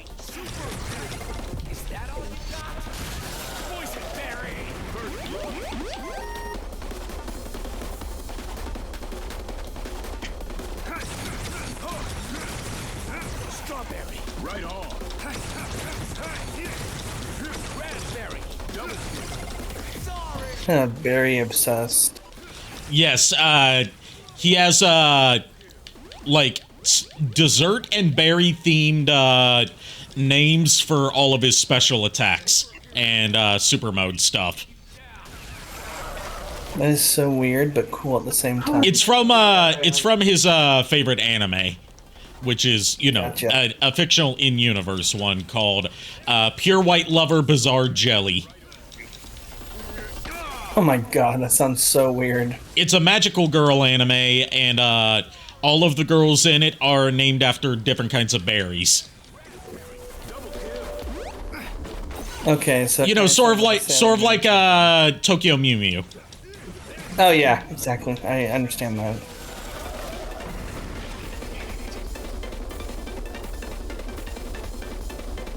Or to my understanding, it's sort of like Tokyo Mew Mew. I've never seen Tokyo Mew Mew. I've only seen like a couple of episodes of the show, but I've never actually watched it from start to finish. Oh, look who's back. Guess who's back? Back again. Yeah. Yeah, sorry for being absent short notice. My mom needed my help with something, and then I asked her to give me a hand with putting my bed sheets on. Yeah, that's understandable. Fair. Because I did laundry today, so I had to get my sheets washed. Yeah. And putting sheets on a loft bed, not fun and not easy to do. Oh no, sheets in general aren't easy to do, bro. I mean, I'd be able to make a bed just fine if it wasn't on a loft bed. I'd have a lot I'd make it a lot easier. Let's just say. I'm like Like, if anyone asked me to ever put sheets on a bed, I'd be the worst person to ask.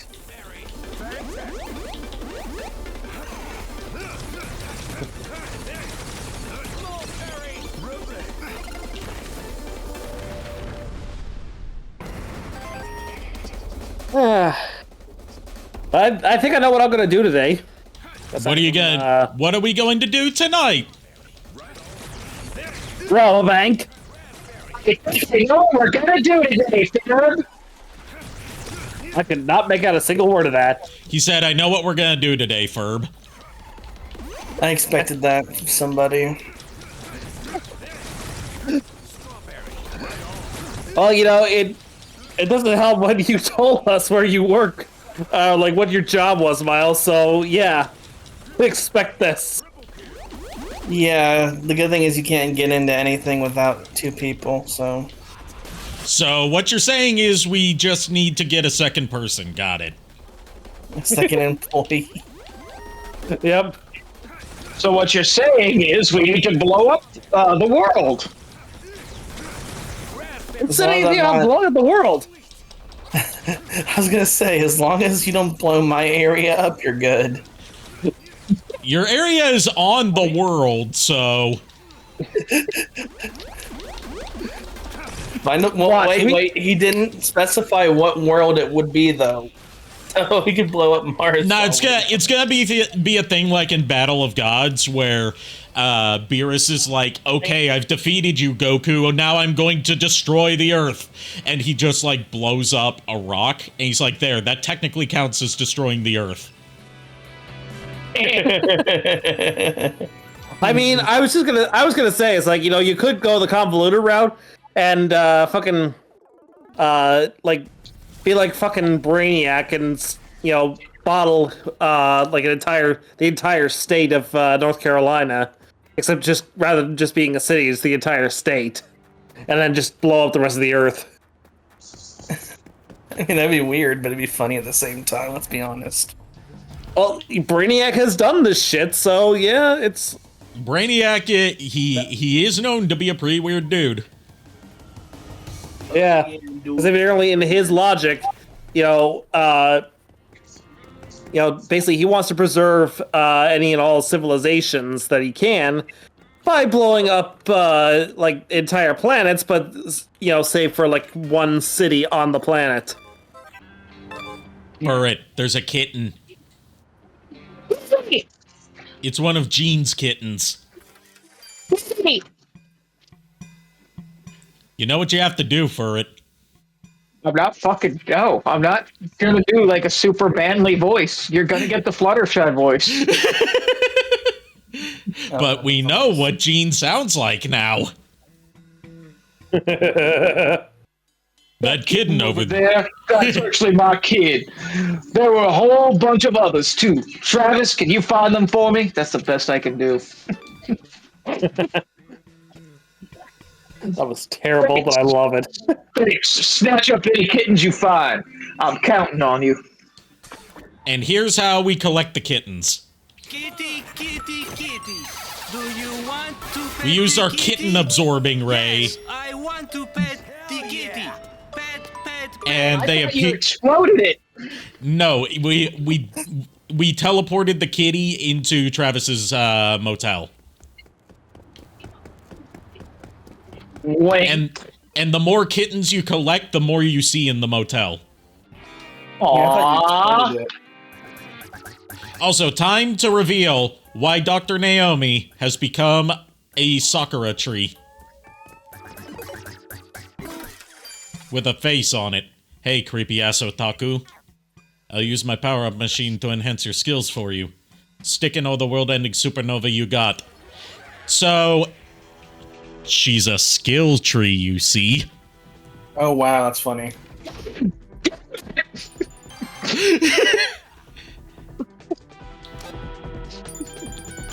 That's beautiful.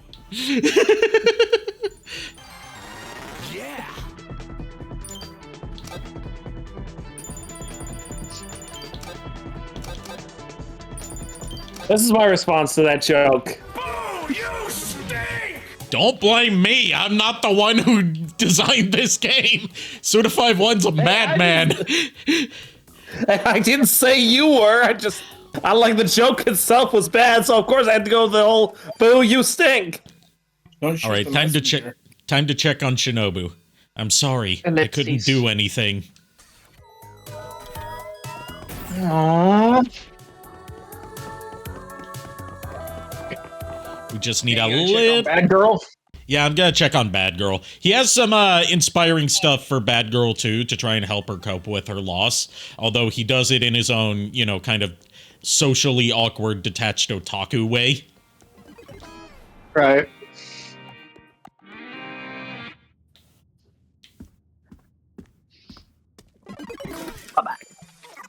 Daddy, daddy, daddy, daddy, daddy, daddy.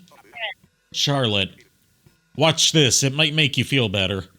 I recommend Space Runaway EN. I don't know how to... I don't know what the title is because they censored it for copyright reasons.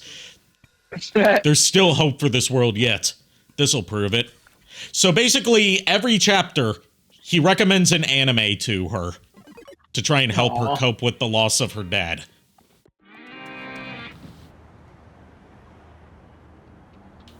And every time the title is censored. Because Japan's really strict about even referencing the titles of other anime.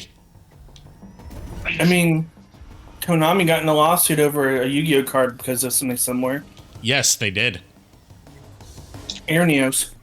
There's also a manga series that got canceled after one chapter because it was full of like mean-spirited parodies of different isekai stuff, including like one villain character who's supposed to be like a take on Kirito from Sword Art Online, and that was considered copyright infringement.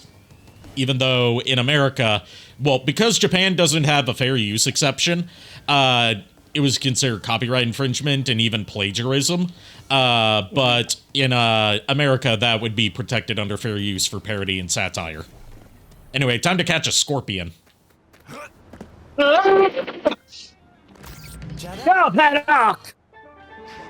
You got a tropical scorpion. It smells all fruity.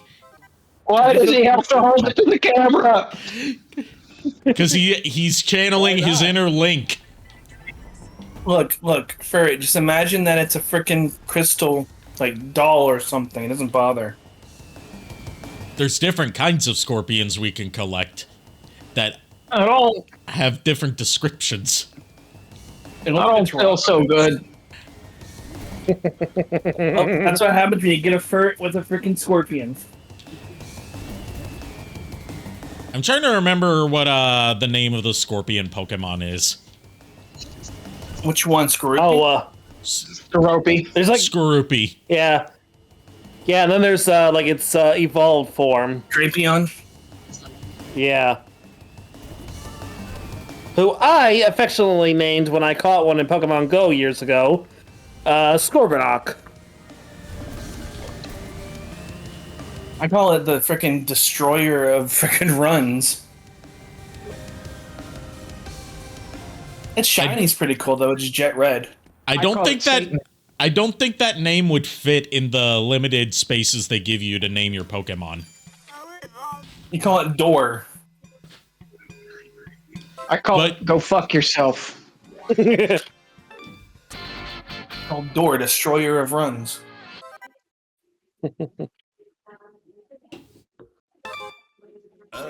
Polar Rescue!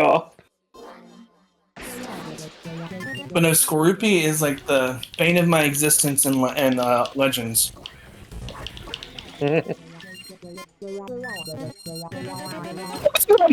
Music is mysteriously playing in my house, and I don't like that.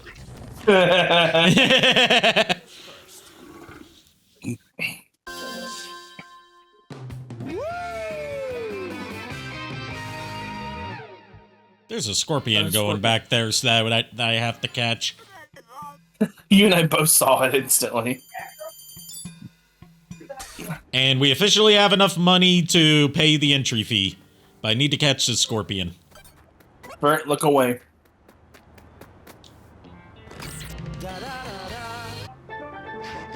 It's another tropical scorpion.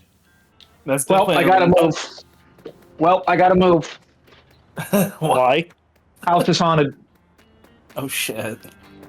No. What you need to do is call the ghost boosters. House is haunted. Okay, then explain to me how exactly is your house haunted when it's barely Don't know, even a house couple haunted. years old? Don't know, house haunted. It's Ghost Napa. That's what's going on. Nah, it can't be Ghost Nappa because Nappa came back to life, remember? It's from a different timeline. Actually, no, he did die again in the Boo Bits. He wasn't even killed by Majin Buu, so he wasn't revived by the wish that revived everyone killed by Majin Buu. He died from a stroke. Now I have Ghost Napa stuck in my head. Ghost Nappa! Bring it on! Fun fact, even Team 4-Star thinks that Ghost Nappa was a failed attempt at a running gag. Because they never knew what to actually do with him. That's why they brought him back and killed him. Yes, they brought him back. They brought him back solely because the Ghost Nappa joke didn't play out like they thought it would. I mean, let's be real. It was so bad it was funny. Well, it's not even that it was bad. It's that, like, once they actually got around to making Season 2, they realized that there weren't really any good opportunities to use Ghost Nappa. Mm.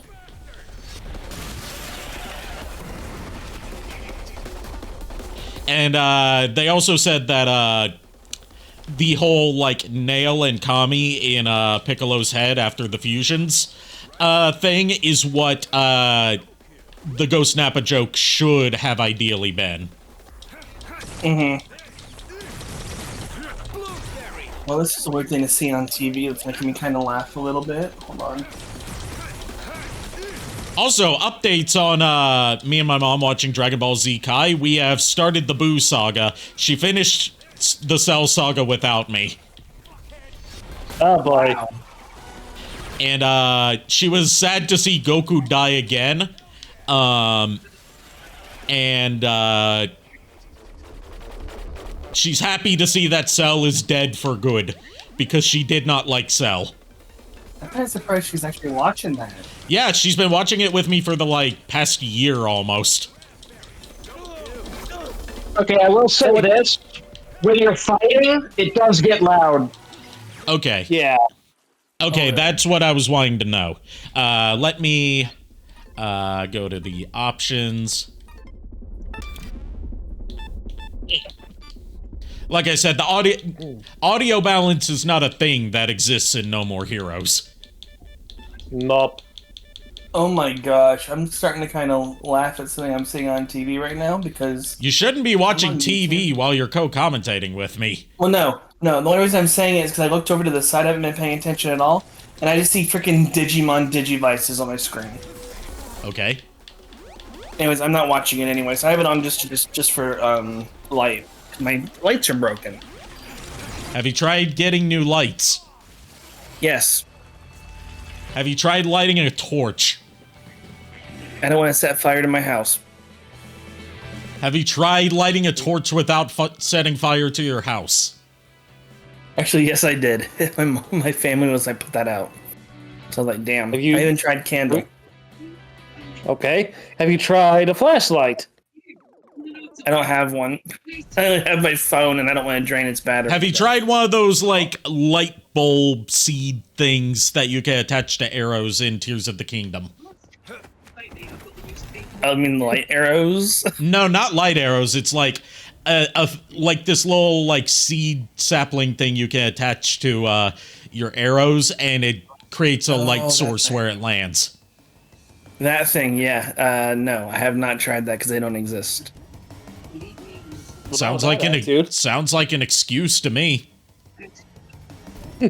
Well, maybe one of us should create them so we can actually have them. Oh wait, no, Nintendo would just copyright strike us. Hey, Peanut Butter and Jelly Gamer, hello. I like your name. You're legally distinct from Peanut Butter Gamer, the best kind of distinct. Peanut butter jelly gamer. Peanut butter jelly time. Oh my gosh! Don't remind me of that. I remember that from when I was like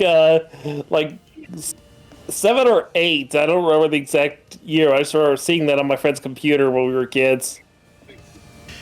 Yeah, I don't want to remember that. And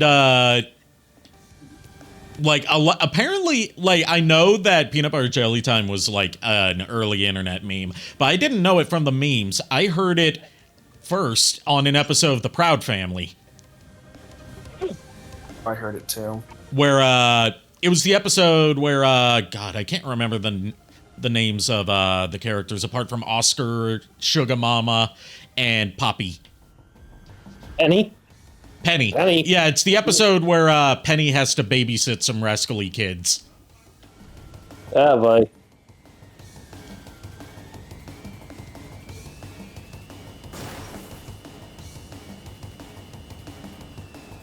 True, and I've heard of it on Yeah, a lot of people were introduced to it on Family Guy as well, if they weren't internet inclined. Yeah, because of Brian's version, I was going to say that. Yeah. Fun fact, the guy who did Peanut Butter Jelly Time died in a shootout with the police. Oh, jeez. He was also Snoop Dogg's cousin through marriage. Huh. Oh, wow. No good. So's Jelly Roll, apparently. The music industry needs less Jelly Roll. He was too prevalent last year. He was on fucking everything. He was like the Flow Rida of country music. The sad fact is, like, I've only ever heard like one of his songs, and that was the one that they used in Sonic 3.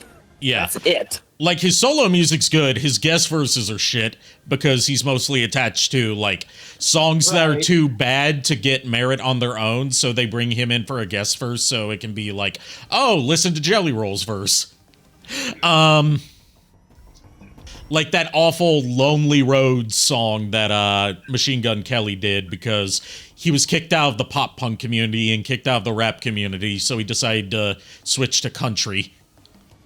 Oh gosh. And his first country song was just taking the melody to Country Roads and changing it to Lonely Road. It's like a Weird Al parody without the joke. And meant to be 100% serious. And the music video has one of my favorite mistakes in it, if you actually pay attention to what someone's holding. It's supposed, like, there's a shot of, like, the character that's supposed to be Jelly Roll's wife, holding, like, a diagnosis of infertility. But it's not a diagnosis, it is a research paper on infertility. Oh my god.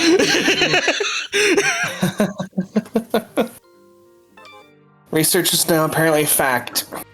Well, I mean, that's the point. It's supposed to help discern facts. Okay, this is a thing that I like that helps flesh out the bosses and Fu. Is like every time before the fight, you get to see like Fu hanging out with the guy you're gonna fight. 2 hours for this shit. And right now, they're just meeting up to try some boba tea. Just for me? I had Damon's secretary line up for it.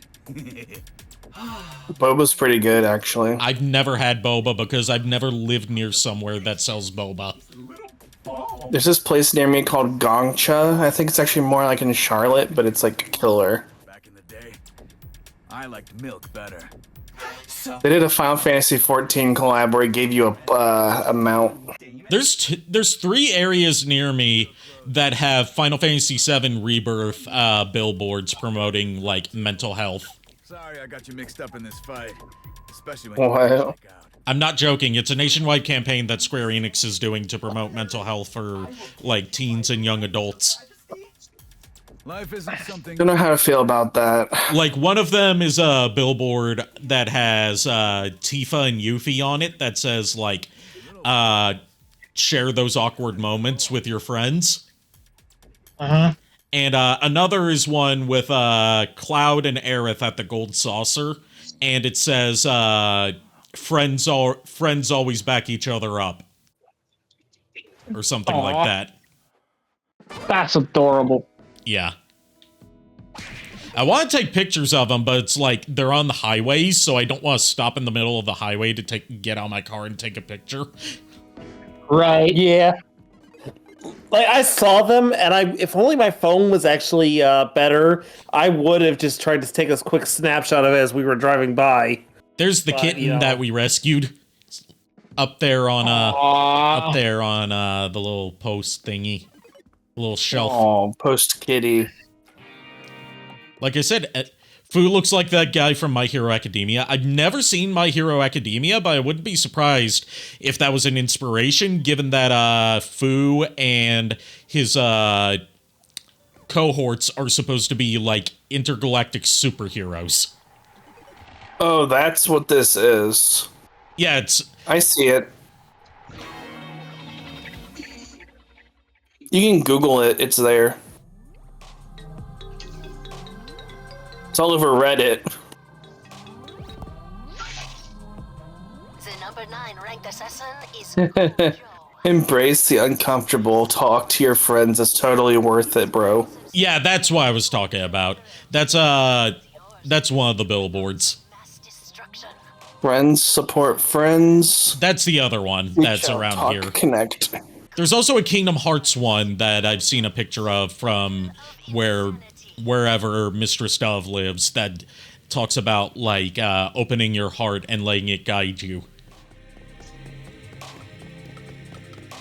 I mean, I did that once. It was very painful. I opened my heart once. It didn't kill me, but it almost did. Oof. Turns out Crush 40 gives bad advice in the form of Sonic Adventure's theme. You shouldn't open your heart. That's a quick way to lose a lot of blood. Uh-huh. Yeah. Last time I did that, my doctor told me, don't do that shit again. Yeah, you gotta be careful. Bing bong. Also, in this game, we've got different jackets we can put on Travis, including ones from, if you have save files for them, No More Heroes 1, 2, and Travis Strikes Again. Nice. Anyway, let's see if we can afford some sushi. Time for the sushi rap song. That goes way too hard.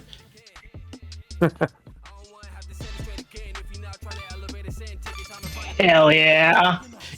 It's like not just a short loop, it's an entire like 4-minute song called Itadakimasu.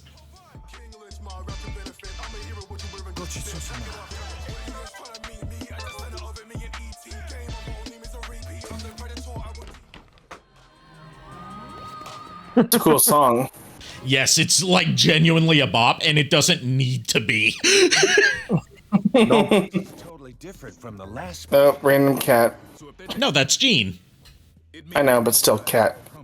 Well, it's not random. This sounds dangerous. We gotta think of a way to strike back. How dare you assume she's random? Earth also counts. I don't know much about the cat. Yes. Well, I know enough to know that I gave it the wrong voice. All according to Keikaku. Translator's note, Keikaku means plan.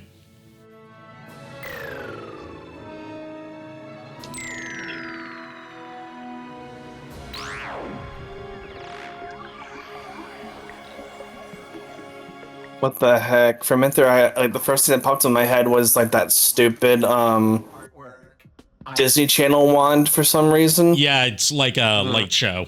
Seem as though there's a beautiful space existing right there. It's cutting edge magic. So projection mapping, right?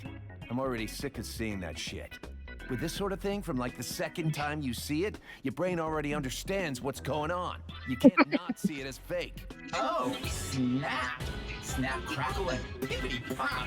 You guys on Earth are. I would be honored if you never did that again. He's gonna do it like 3 more times. That's way too much time wasted on something like simple projection mapping. Don't waste budget money on shit like this. Oh, snap! Snap, crackle, and bippity poppity pop. Criticize. Oh gosh, there's an extra pop in that. Yes, he adds more to it every time. Judging by what I See, I'm Oh no, Furt, I'm sorry. Thanks, I hate it.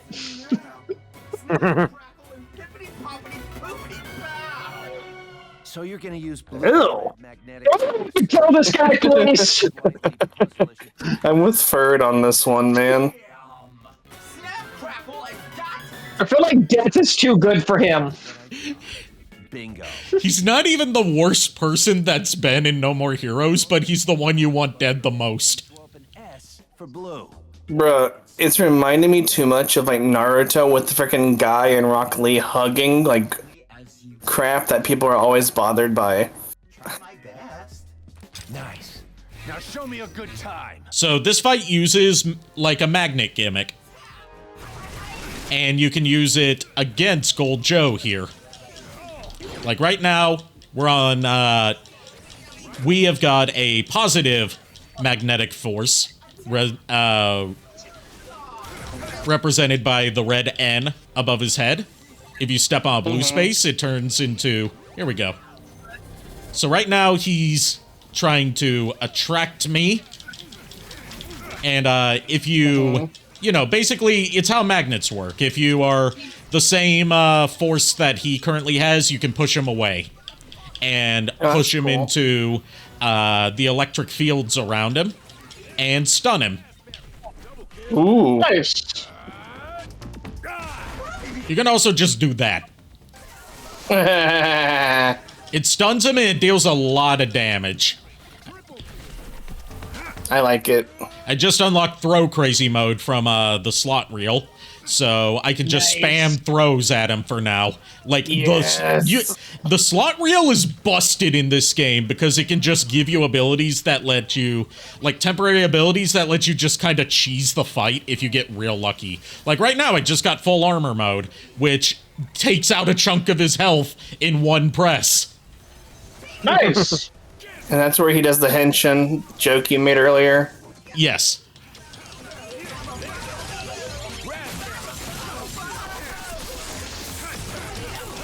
Like, this is probably the easiest fight in the game if you get lucky with the slot reel.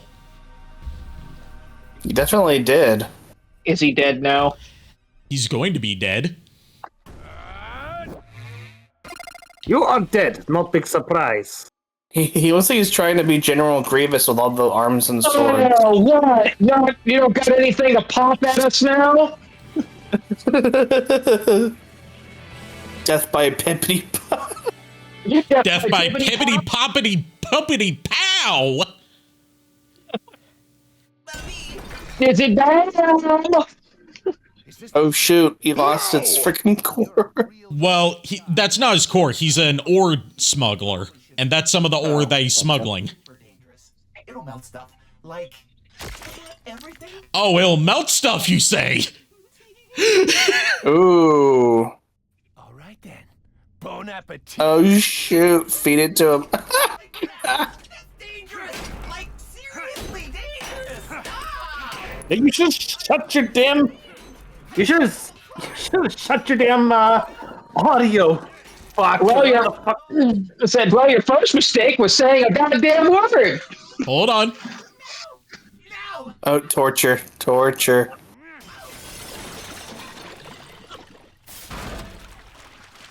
By the way, he's not a robot. He's organic. He's like a Cybertronian sort of, an organic metallic being. Gotcha. I love that backdrop. And that was Gold Joe. Keyword being was. I like the part where he stopped saying pibbity pop. Anyway, here comes Sylvia flying in because remember she now has the power of flight. You have been recognized as number 9. Why? I don't know. She just does. What's that light? Is it flying? Well, yeah, Talbot, you guys are up. Also, we finally got names for the guys that like dispose of the bodies after every fight. Going to keep going, right? Their names are Weller and Talbot. Council style, huh? You like it, don't you? Yeah, not bad. But whatever. This is space, right? Can we do the small talk later? Space. You're still at the number 9 spot. You've got a ways to go. Or are you playing a video game in the background? Before all that. No. Are you? Also, I need to talk to you. Up. There's the I need to talk to you. Why are you helping them? Is it because it's your job? I hear something in the background, but I don't know what it's from. I don't know if it's just... I do what I can to Eh. help my husband out. What does that even mean? These guys are basically evil aliens. We do not know when they might swarm Earth. So we need some kind of order here. Yeah, that's true. If we're using the same type of ranking system as usual, then I've got a lot more experience. That is why the UAA is running this thing. Damn, Sylvia. Are the kids doing okay? We do not have time. She just never answers him on how the kids are doing. Make sure you kill them dead. Sylvia, I still need to talk to you. Yep, just like every ex-wife. That's not even his... Anyone who's been married. That's not even his ex-wife. They're still married. Oh, jeez. That's his brother. No. That is his brother's ex-wife. Oof. Yes. So right now they're just separated. No, they're not even separated. She's just doing her job. And he's doing his thing. That was like, they talked about it in Travis Strikes Again, is that, like, he doesn't live with Sylvia and the kids because he attracts so many people that want to kill him that he doesn't want to put them in danger. Makes sense.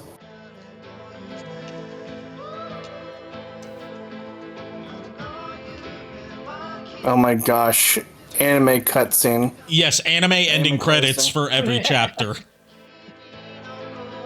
And there's a title sequence. There's a title sequence for every chapter as well.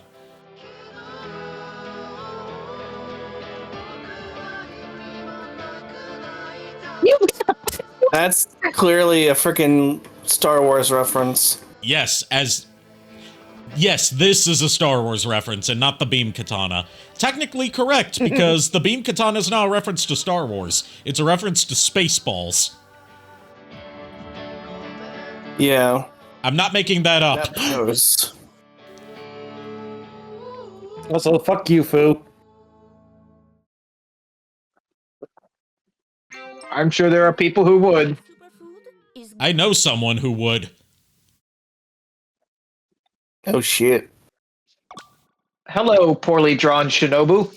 It's a chibi Shinobu. It's not poorly drawn. Oh, save point. Yeah, you get a save point after every chapter.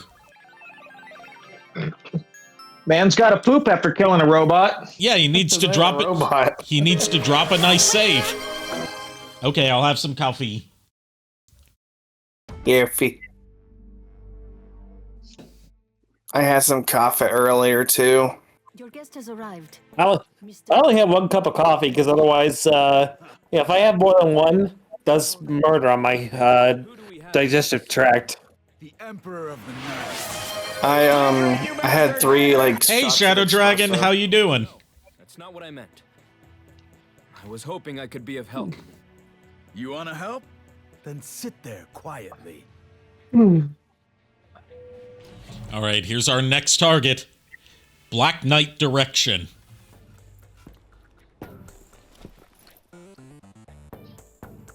He looks cool. Yeah, he's also a kidnapper. I am honored to get to see you. With an illegal teleportation device. Black Knight Direction. Oh, jeez. Travis must be dealt with. I'm leaving him to you. Don't let me down. I will not let you down. Spoiler alert, he let him down. All right, let's see what this episode's called. He let him down. Been good so far, just chilling on a Saturday night. That's good to hear. I've had, like, a boring day, so I was looking forward to tonight. Did you just say Matt Mercer? Yeah, Matt Mercer. He voices Black Knight he voices a couple characters in this game. I think he voices Black Knight Direction. He also voices another character called Tribal Dancer. Memoir. Memory is the name of the episode. Oh, more Miike talk. Kozu, of course. What's the most badass Miike film then? I will never get over the fact that Matt Mercer is the voice of Ganondorf in Tears of the Kingdom. Yeah, it's one of his first times getting to voice like a big villain, and it's also cool because before he was a pro voice actor, he had voiced Ganondorf in There Will Be Brawl. Nice. That's cool. So it's his second time voicing Ganondorf. Except this time it's official. Yes. It's official. I'll be RB. I'm gonna grab a snack. Okay. Do that. Why did Hollywood pass him by like that? The MCU should bring snack. So they're not allowed to refer to Japanese films by name, but they're allowed to just straight up refer to the MCU.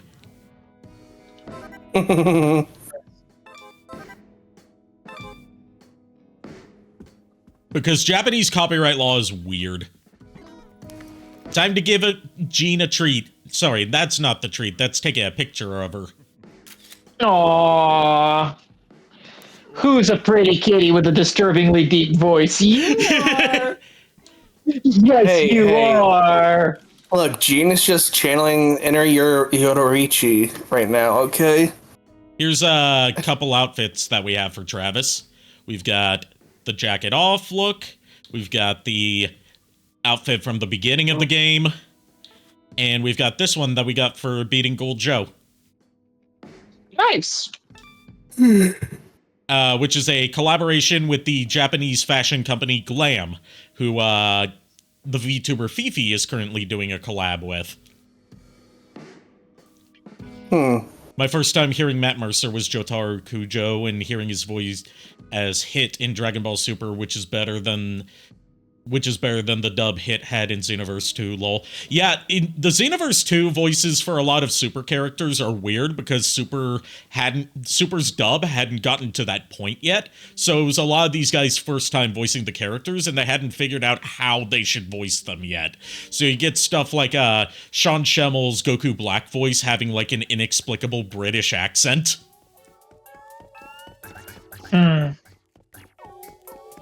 My first experience with Matt Mercer was, well, I guess you can't say McCree anymore, so Cassidy from Overwatch. Let's see how Shinobu's doing. Oh, she's asleep. Shinobu, please wake up. There's still so much I have to teach you. Hurry up and come back. Please.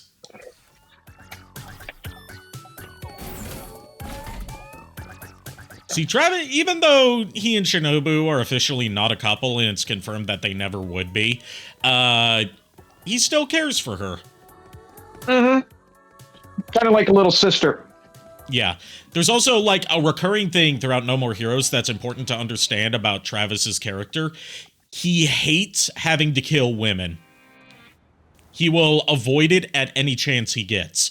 Like, that's why when he fought Shinobu the first time, he just cut off her arm instead of killing her. No matter how much she begged him to kill her. So Travis has no honor!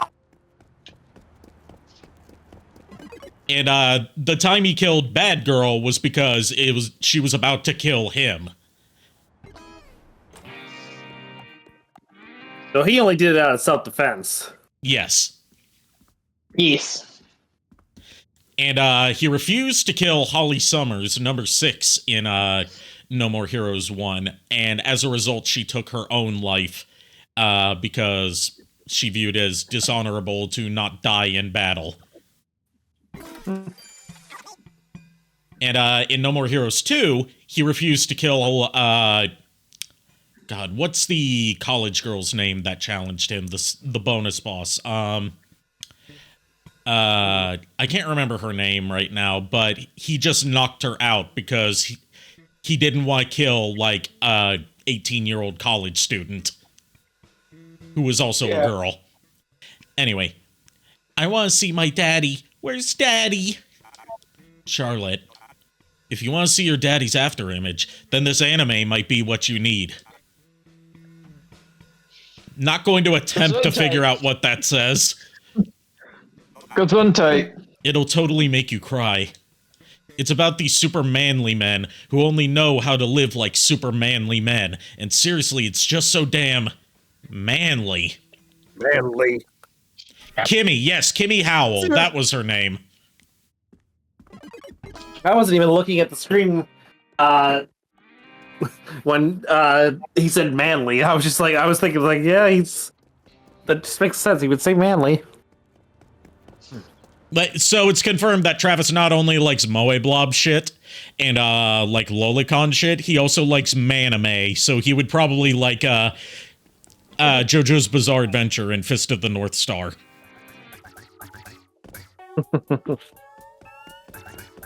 And you know, he also likes tokusatsu stuff and mecha stuff. He likes basically everything Japanese. Yeah. Hey, creepy ass. Yeah, he's a massive weeb. Which is why he was so excited to actually get to go to Japan in Travis Strikes Again. Nice.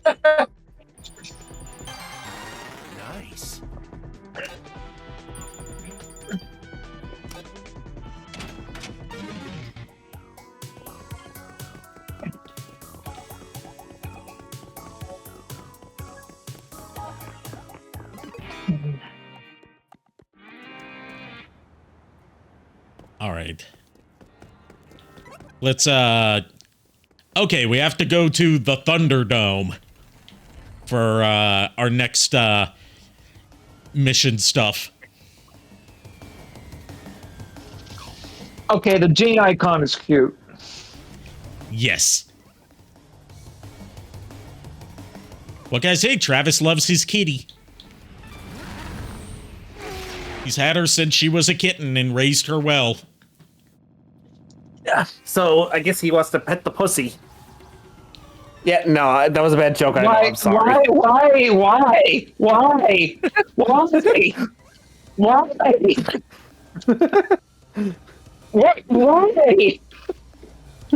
Why not?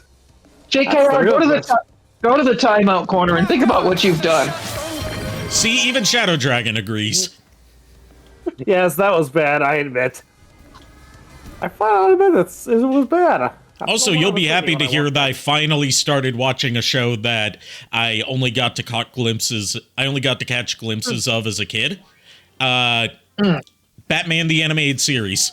I've been watching it from episode 1. Nice. Episode 1, weirdly enough, being the Man-Bat episode. Yeah, it's a good episode to start. It's a good way to introduce the characters. It's just weird to start with Man-Bat, and then episode 2 is Christmas with the Joker. Yeah. Which is the one I saw. Become a condom. Yeah, this is what he does when he henshins. Now he's in space and he's fighting a giant space monster, the Ice Shaver. This massive disaster freezes all. What the heck? This is a freaking Strike Gundam reference, I think. I'm pretty sure it is, considering that there were a lot of Gundam references in Travis Strikes Again, with like all of the chips that you get for powering up, like giving you different super attacks were named after different models of Gundam. Yeah. Yeah, I'm fairly certain this is a Strike Gundam, even with the little, like, things around it. But I could be wrong.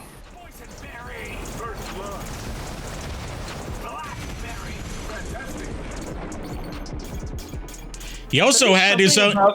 He also had his own giant mech in one point in No More Heroes 2, but it got confiscated for being too overpowered and for being a public nuisance.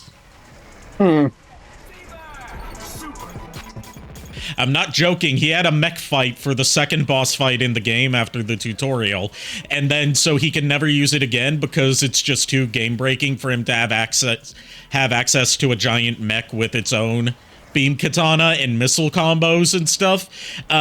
Sylvia just impounded it because, like, that's not fair to the other fighters. No! Huh.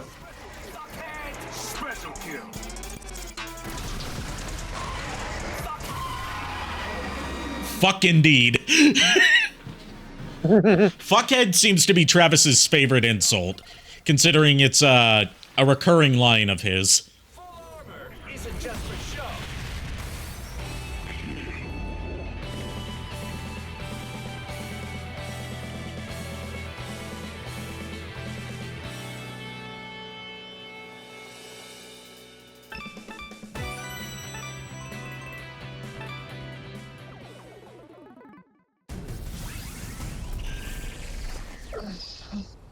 All right, that's one down. We got the blue one done. Now we need 2 red ones. Yay! Do the red one. Hold on. First, we gotta unclog a toilet so we can open up more of the map. Because, you know, in any other game, that would be a series of nonsense words, but in No More Heroes, it makes perfect sense. Unfortunately. So a toilet is what locks, like, other sides of maps. That's weird. Well, when I say unlock the map, I mean, like, you know, show more points of interest on the mini-map, not like, you know, lock progression. Oh, gotcha.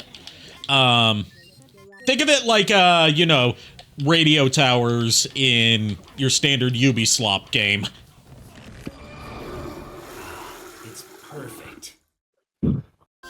So you mean basically like the eagle points? Yeah, Gotcha. yeah, like the synchronization points in Assassin's Creed. Except instead of climbing to the tallest point on the tallest buildings in the area and getting like this beautiful sweeping view of the surroundings, you unclog a toilet.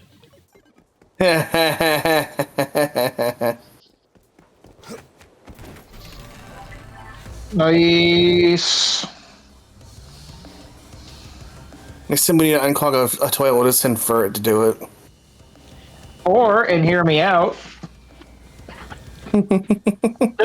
just because I'm a pocket-sized furret and can easily fit inside the toilet doesn't mean I'm doing that. It most certainly does mean you're doing that.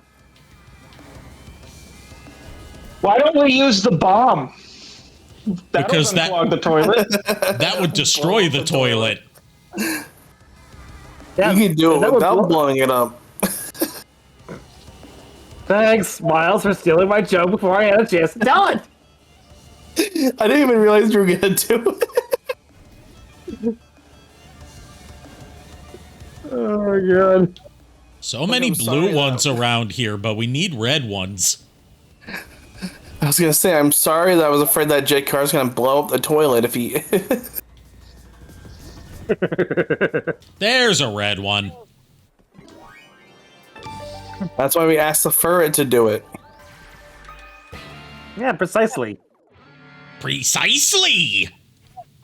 Another enemy type Minoru.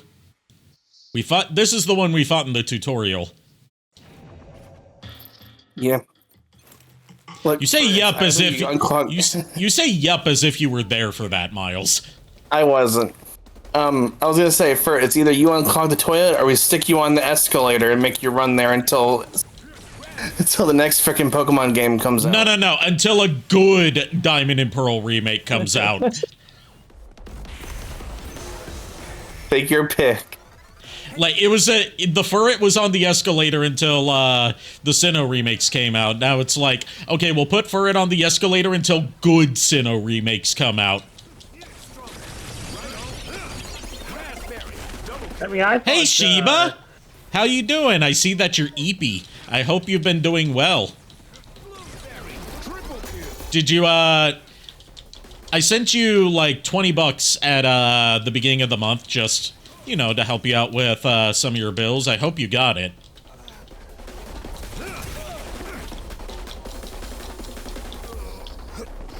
Also, Sheba, you'll be happy to hear that I accidentally discovered how to, adjust the thickness of the lower body portions of my Maxine model in Vroid. It turns out all of that, like thighs and booty and stuff, is tied to one slider that's labeled waist, which doesn't actually affect the waist. It affects, like, the hips and the thighs all at once.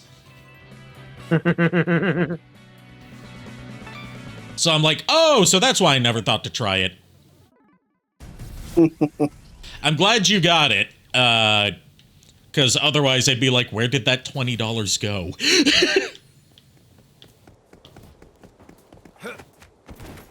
That's a very good slider. It's very rare for character creators to have a slider for booty and thighs. So I applaud the developers of Vroid Studio for including that. Even Final Fantasy XIV, after years of people begging for it, they haven't added a booty slider or made the chest slider actually go bigger because, like, the code is so overly dependent on stuff from 1.0.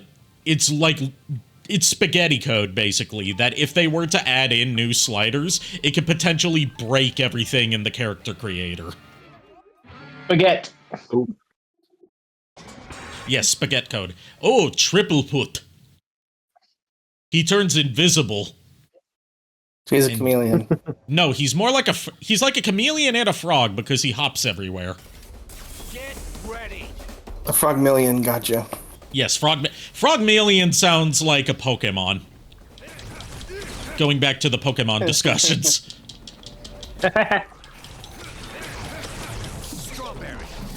This sounds like a really bad fake mon. Yes, it does. It honestly, yeah, it sounds like a ripoff of Charmeleon. Yes, that's why I thunk of it.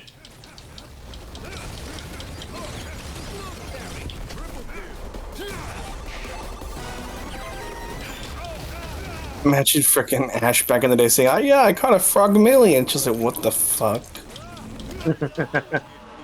Oh no, he dead.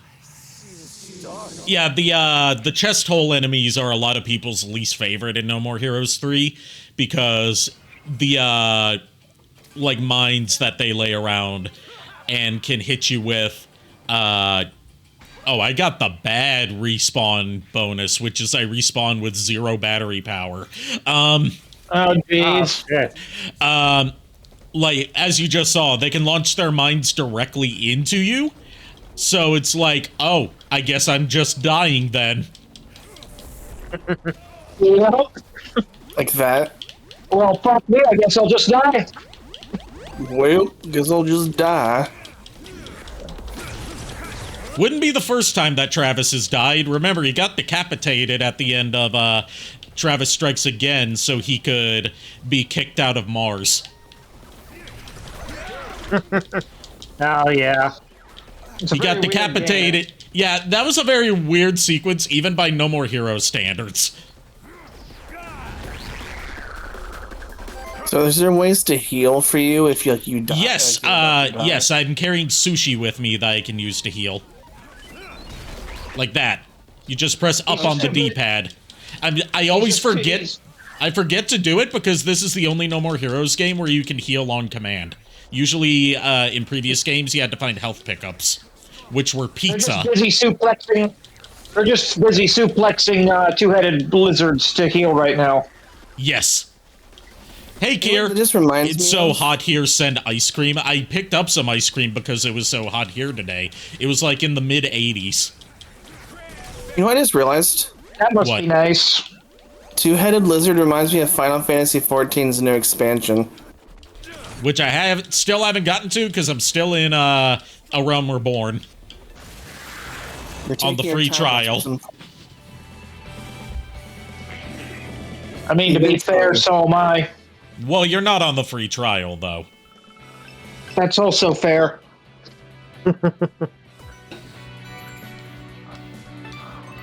But things have been neutral up and down PC blue screen on me, which gave me a bit of a scare, so I've been looking into switching my SSD into a whatever those other types of SSD, internal SSDs are called. A NVMe or M.2 is...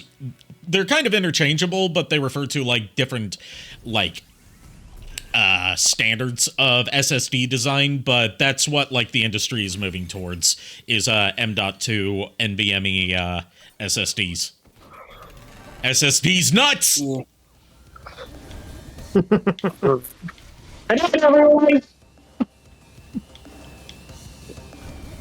Not like that joke got old anytime soon. These nuts jokes they can't get old because they were already old to begin with. We need money. Yeah, we need more money. We need 25,000 Utopia coins to pay for the entry fee. 14. So you need 11 more. 11K. Yes. Nobody said there'd be math. I blame our schools. These nuts jokes are older than me. Yeah, they're older than Kier. They're older than Furret. Oh, as Kier said, older than Kier and Furret combined. Like, literally, these nuts jokes, there's, like, recordings of, like, ancient civilizations making dick and ball jokes.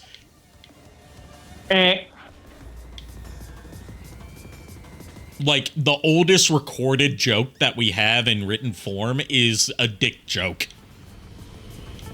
Oh, jeez. I feel like this is leading somewhere. I'm not. No, it's not. I'm just stating a fact. You're serious. I'm serious. Yeah.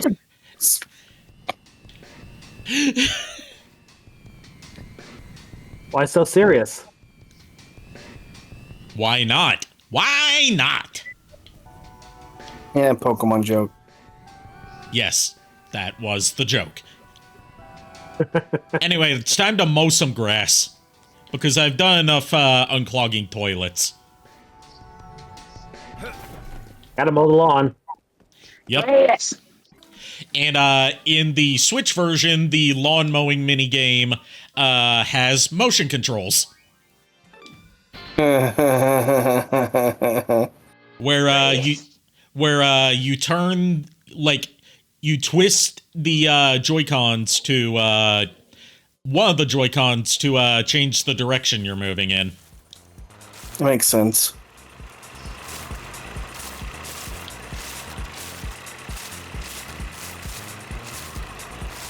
Well, looky here, being a normal individual. They're missing out on good ball time. I'm just saying that out of context in chat because chat's moving a little bit fast right now. Bro, what's I always catch. Man? Yeah, he does like he puts like a little flare on that turn. Why does he need to do that? Hey, if he's a showman. He likes to put on a Travis. Yeah, because he's Travis. He likes to put on a good show. I was gonna make a joke and I decided not to do it because I was like, nah, I don't need to bring that up. Yeah, Fun fact, Travis was considered for being a DLC character in Super Smash Bros. Ultimate, but ultimately just made it in as a Mii fighter costume, and Suda51's response to that is partly part of this game, and also, like, his public response was like, actually, it's more fitting that he made it in as a Mii fighter costume instead of a separate fighter, because Travis is the ultimate, like, cosplayer and, like, otaku, rather than, you know, the actual hero. Basically, it's like Travis stays losing, so it's more fitting that he doesn't get in. Silver Scorpion, it seems super hard. I was gonna make it. Let for it speak. Let for it speak. It's actually It's actually just. It's already pretty much ruined because the fucking Scorpion made the joke for me. Oh. Why is it so hard? Because of its... to quote the M&M's game for PS1, and yes, this is an actual line from the M&M's game for PS1 that the yellow M&M says to the green M&M, I have an unusually hard shell. Enough with the sauce! Thank you. Agreed.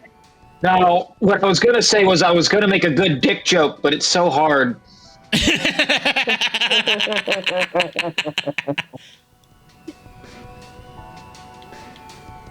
And then the fucking scorpion actually said that, so. Of all things, the scorpion threw off your groove. The scorpion stole your joke. That's what happened. Well, I mean, the scorpion technically is the bait of his existence. Hey, hold on. That waypoint over there in the corner. Other corner. You were looking right at it. Yeah, that toilet. That thing glimmering. The glimmering thing. No, oh, back, turn. Oh, that over there? Yeah, over there. I don't need to do that right now. Broken Miku? Broken Miku, is that you? For those just tuning in, Furret went to see the Hatsune Miku movie today before stream. Yes, and it was like a running thing throughout the movie where anyone who couldn't actually see or was inspired by Miku saw her as a weird, like, blurry, shady thing. Shiba says, Silver Scorpion is my spirit animal too because everything I draw is hard. Oh, I just got KO'd by a scorpion. I feel you, dude. So do they run away if you miss them? If they see you, they'll either attack you head on or they'll run away, and if they manage to get away, they'll dig into the ground, and you have to like come back later to try and get them again. You can't permanently miss out on a scorpion since there's 100% completion reward for getting all of them. I thought that the building had like a freaking dick and balls drawn on it. I don't collect Miku figures, but if they did figures of broken Miku, I would buy them. She was adorable. After this movie, they're definitely going to. You will genuinely feel bad for broken Miku by the end of the movie when you see it. It's fucking sad. But Kier, we already talked about Drapion and Skorupi earlier. You missed out on some... oh, it's Doppelganger, the guy from the serial killer from Travis Strikes Again. He's in the real world. Just like he said. Hey there. Oh, it's you, Miss... Oh, yeah, you voiced him. So... Hey there. It's you, Mr. Assassin. So you found me. You with an unnecessary double space. It's because he's a doppelganger. Surprised, are you? To see that I'm alive, that is? Why is he JoJo posing? Because that's what he does, other than, you know, kill people with a corkscrew. 2 corkscrews he dual wields. But now, we're all straddling the line between life and death. This world is on its way to destruction. Anyway, I've come here in search of something. I can't tell you what it is. This isn't a riddle. It's hard to explain it in a way you would understand. It's too difficult right now. I'm basically calling you a fucking dumbass. Travis, find the real me. Yep, Doppelganger. He appears in different spots on each map, and you have to find all of his appearances. I've never done it, because I haven't looked up a guide on, like, everywhere he spawns. Another tropical scorpion, I believe.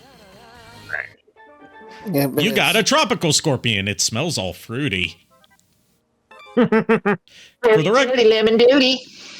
For those just tuning in, the reason we're collecting scorpions is so we can give them to the glitch character from the video game world who escaped the video game world and opened up a ramen stand, so we can give him the scorpion so he can make the ultimate ramen broth.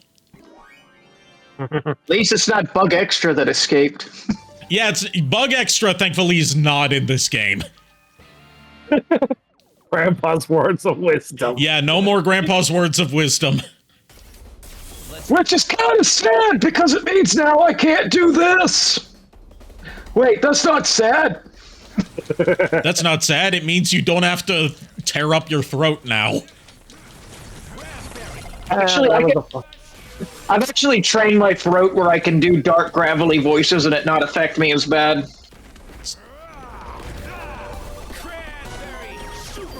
It's the high-pitched, whiny voices that really fuck with my throat sometimes. Ah. It sounds like a you problem. It is a him problem.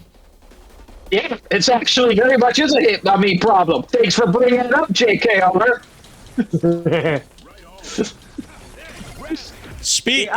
Angelic Sheba just referred to the tropical scorpion as the gay scorpion because of its rainbow coloring, and that reminded me of a video from the YouTuber Wang that I was watching today that I need to finish, which is about a and yes, his actual last name is Wang, because he's Asian.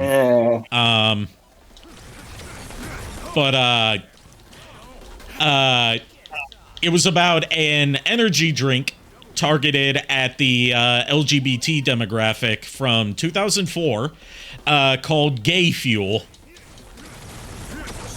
Oh, jeez. And it obviously predates G Fuel. It just coincidentally happens to sound like something someone would call G Fuel if they hated it.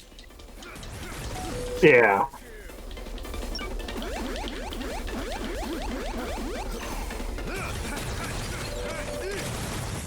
But, like, people thought it was a joke, and then this radio show, called the number that was on the ad for it, and got, you know, in touch with the creator of it. He's like, no, this is real. It's actually an energy drink targeted at, like, gay nightclubs to make, like, mixers out of. To make, like, cocktails out of. And it's, like, the flavor and texture of it was designed to appeal to, like, the gay nightclub scene. So it's like, got more of a fruit juice taste to it that without a lot of the carbonation.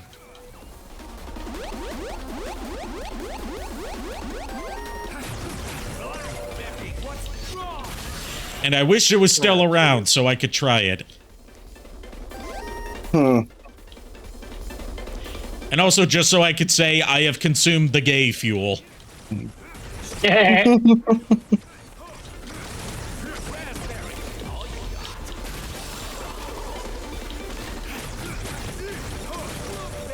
I also found out from a Wang video the origins of Ram Ranch.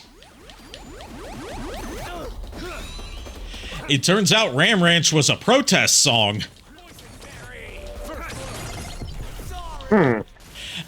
The creator, Grant McDonald, he is gay, and he recorded, like, some country songs from a gay perspective and sent them over to, like, record labels in Nashville to try and see if he could get them picked up and played on the radio, and all of them turned him down. He took it as, like, they didn't want to play it because it's from a gay perspective, and Nashville is very famously not welcoming to gay people. Yeah. So he made Ram Ranch in protest, being like, okay, my songs that are honestly from the gay perspective are, like, not radio friendly enough for Nashville, so I'm going to make the most obscenely keyword being obscene, obscenely gay thing I can.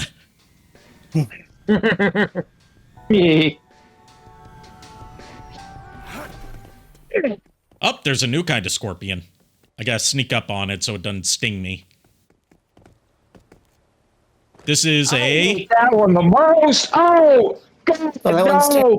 You got a black scorpion. It's so black and cool. Oh, God. Is it gone? That's okay. off. Thank you. That one got me too, man. That one got me too. That's why I'm calling out. Realistic. That's why I'm calling out every time I'm going after a scorpion, so you can be prepared. Like, the crystal and the rainbow one weren't bad, but that one was too. Yeah, the black one looks too much like an actual scorpion. Yeah, but it woke me up. I've been kind of dozing a little bit, trying to stay awake, so I was about to. There's get another out, tropical one. Wide awake. Hurry before it stings you in the leg. There's Broken Miku again.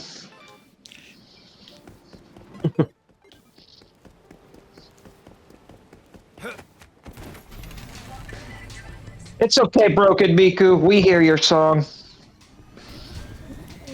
I mean, there is a character in No More Heroes 2 who, as her dying wish, wanted us to remember her song. And she's voiced by Tara Strong, and her song is sung by Tara Strong. Nice. And she also coincidentally has, like, an almost identical setup in her aesthetic to Ruby Rose, but she predates Ruby by, like, 5 years. Interesting. Being if she had a brother, Coochie. Being she is a her name's Margaret Moonlight, and she wears like gothic Lolita fashion and fights using a scythe that turns into an anti-tank sniper rifle. Wait, anti-tank sniper rifle? Christ. So basically, yes, Ruby Rose before Ruby Rose. It's Ruby Rose before Ruby Rose, to the point where I'm like, was this a point? I wish I could ask Monty, you know, rest in peace. I wish I could ask him if Margaret Moonlight's weapon, at least, was an inspiration on Ruby. Not like a plagiarism, not even like accusing him of plagiarism, but being like, were you aware of this, and did it like give you any ideas for how to design Ruby's weapon, Crescent Rose? You could always ask his brother. I didn't know he had a brother. Yeah, his brother took over the show and is the voice of Ren. Keep in mind, I've only seen Ruby season 1. I never really got into it.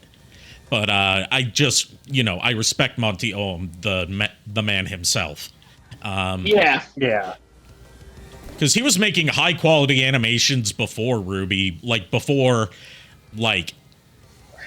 he joined Rooster Teeth. Like, shockingly high-quality stuff just for fun. To be fair. Like Dead Fantasy and Haloid. To be fair, I love the show Ruby, but even I'll admit it kind of did start to diminish.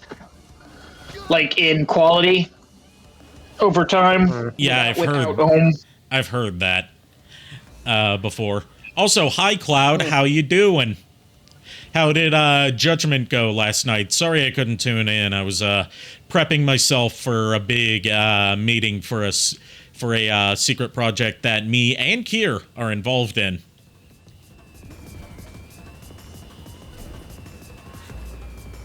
Yes, Sheba, this is the Cloud that I had you draw the fan art of me and them. Sorry.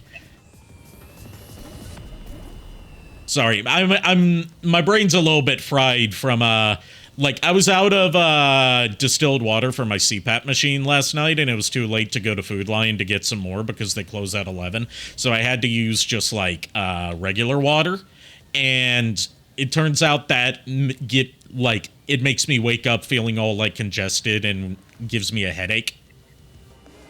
Yeah, that's a no good. And as a result, my brain's been kind of iffy today. Yeah, I think I'm gonna go lie down for a bit, guys. I'm getting kind of Remember to take a look at that GPU to make sure what model it is. Yeah, I'll double check. Shit. I'll talk to y'all later. Later. Okay. And Sheba, Cloud recently got a new model that is super high quality that I think you would like. Mm-hmm. Same design overall, but updated art style and a more expressive rigging. Seriously high quality stuff. Props to both one, to the artist that designed it, 2, to Cutie Pie Rin for the rigging, and 3, to Cloud for coming up with that design.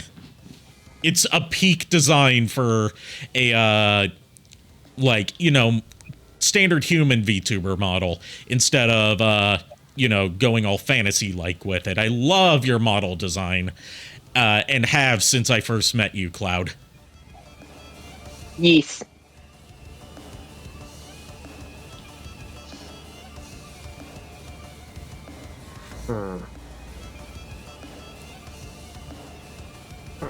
I love my art parents, Senpai Love and Chi Ren, and my Rig Mama Rin. Yeah, you should. They did excellent work.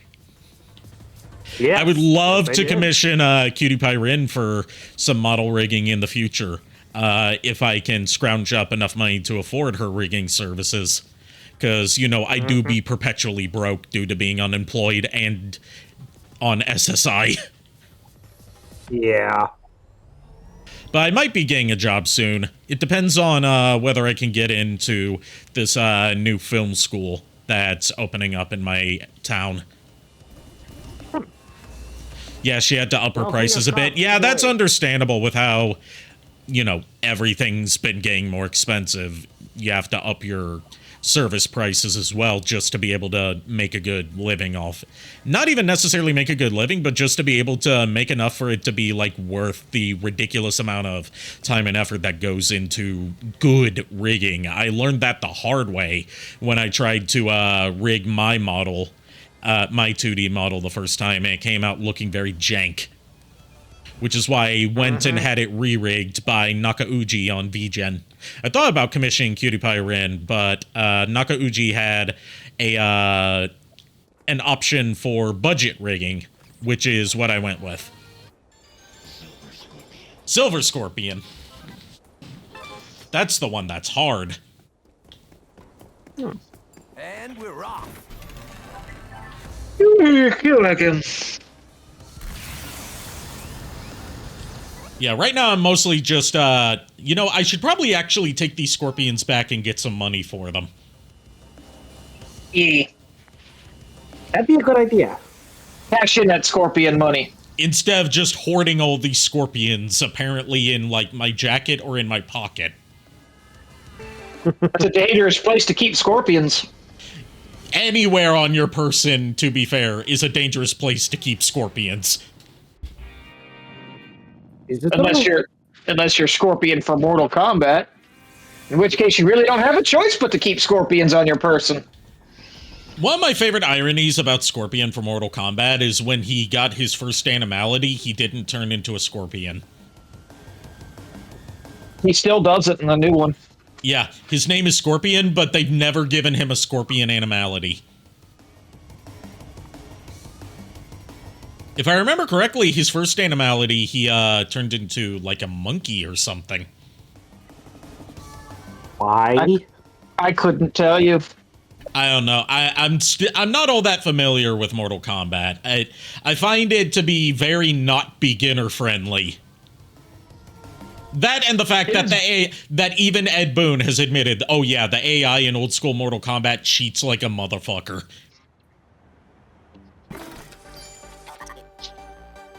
Yep, that there. Okay, JKR, here's your character, Bug Jiro. Yep, there's a scorpion. Here, take this for your trouble. Okay, we got a lot of money and Wesson for these scorpions. Nice. And still not enough to pay the entry fee. God damn it.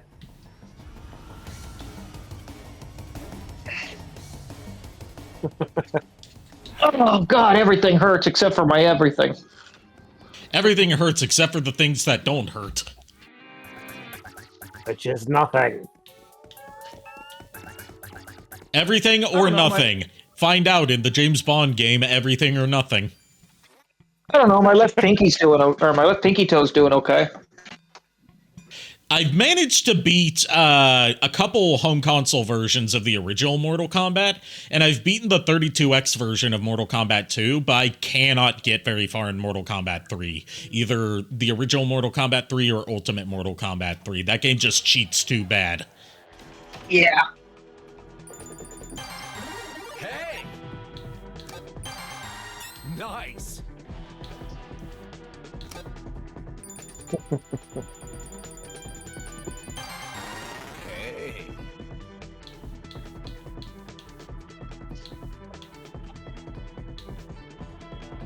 Oh, my controller battery died.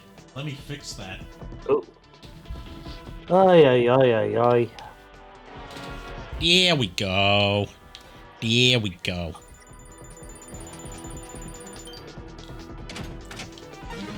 I tried to tell you, Ari, don't let your controller battery die. Well, it's not like there's an easy way to tell how much battery life it has while you're playing the game.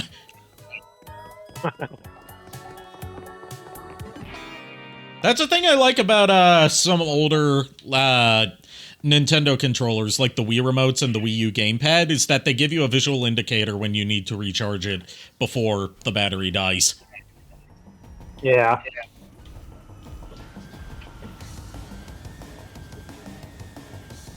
Chaos Void Wolf says, the game. Sorry, I wasn't paying attention to the game. I was not paying attention to the fact that I was playing the game. Which game? The game. It's like fired. It's like that bit in Rat Movie where the guy says, My favorite movie is The Movie.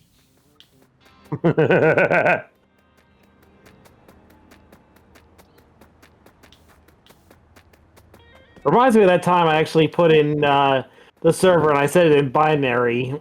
You just lost the game. Hey Lois, remember the time that I made people lose the game by posting in binary? Hey Lois. Diarrhea. Peter, I'm holding iced tea. Oh, you're going to Vegas, Cloud? That's awesome. Ooh, gotta be gambling? I wish I could go to Vegas. There's a couple places in Vegas I know of that I want to check out, one of them being Omega Mart. I almost got a souvenir from Omega Mart from one of my exes when they went to Vegas, but then they realized, oh, you can't take liquids with you on a flight, so they weren't able to give it to me. But it was a drink that they sell, it was a soda that they sell at Omega Mart called Gender Fluid. There's a convention, so you can't do gambling there. Damn.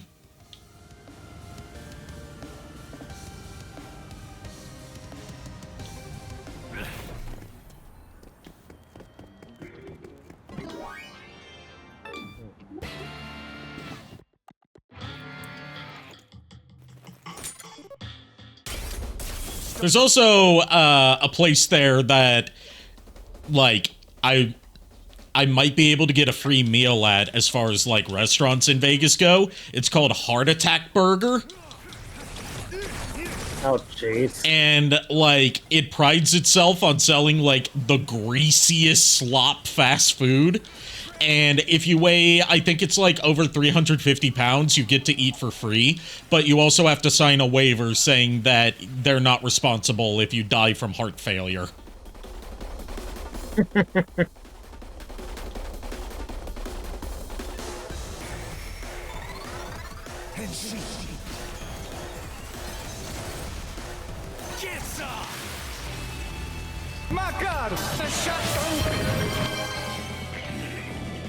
What'd I deserve the shotgun for? Unless it was one of us. One of us. One of us. Gooble gobble. Gooble gobble. Gobble gobble. Ay. We share one brain cell, and none of us have it. It's like I've said many times on stream, whenever VTubers are involved, no matter how many people there are, if there's even just one VTuber on the call, everyone is suddenly sharing just one brain cell amongst all of them. The sad fact is, usually 9 times out of 10, I am that brain cell. You'd like to think that, wouldn't you? You've just been staring at stream and can't get yourself to draw. Trying to think of how I can motivate you to draw. Perhaps I can find new ways to motivate her. The collective brain cell. Yes, exactly. I hardly know her.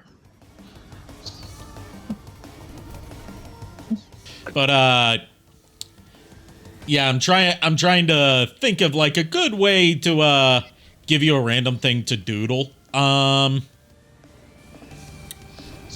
You said doodle. Let's see. I'm trying to think of something that's not like too overly detailed or intensive. How about you know what? How about a Chibi Maxine? So we can get an idea of what Chibi Maxine looks like for those emotes.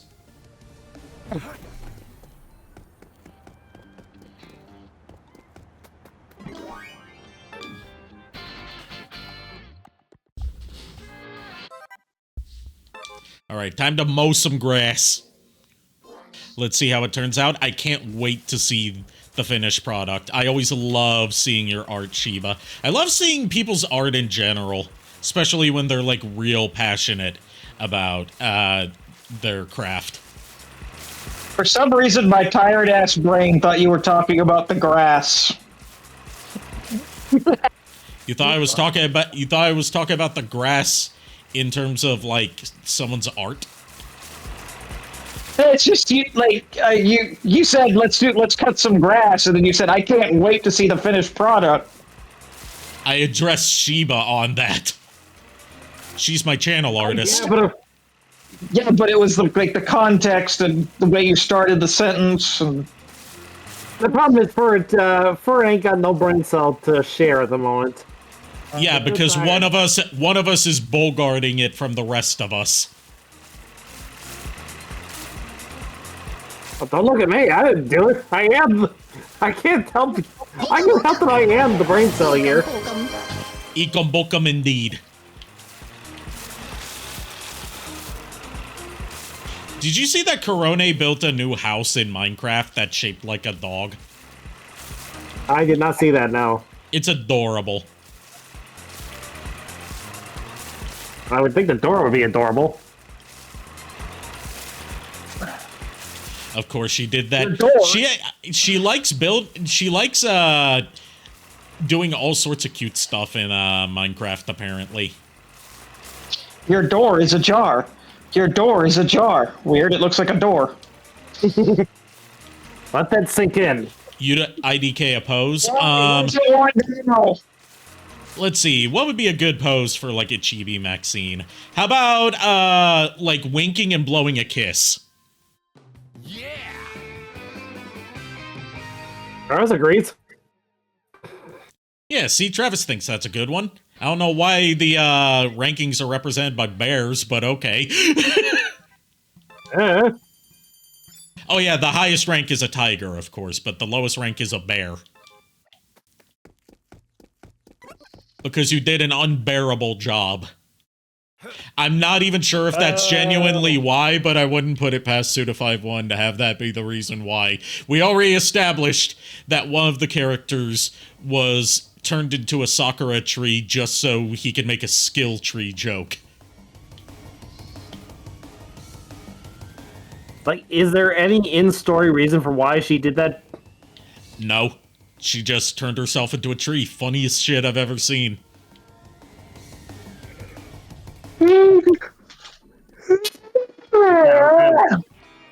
Right up there with Pickle Rick. I'll live. Alright, time to trade in our trading cards for cash.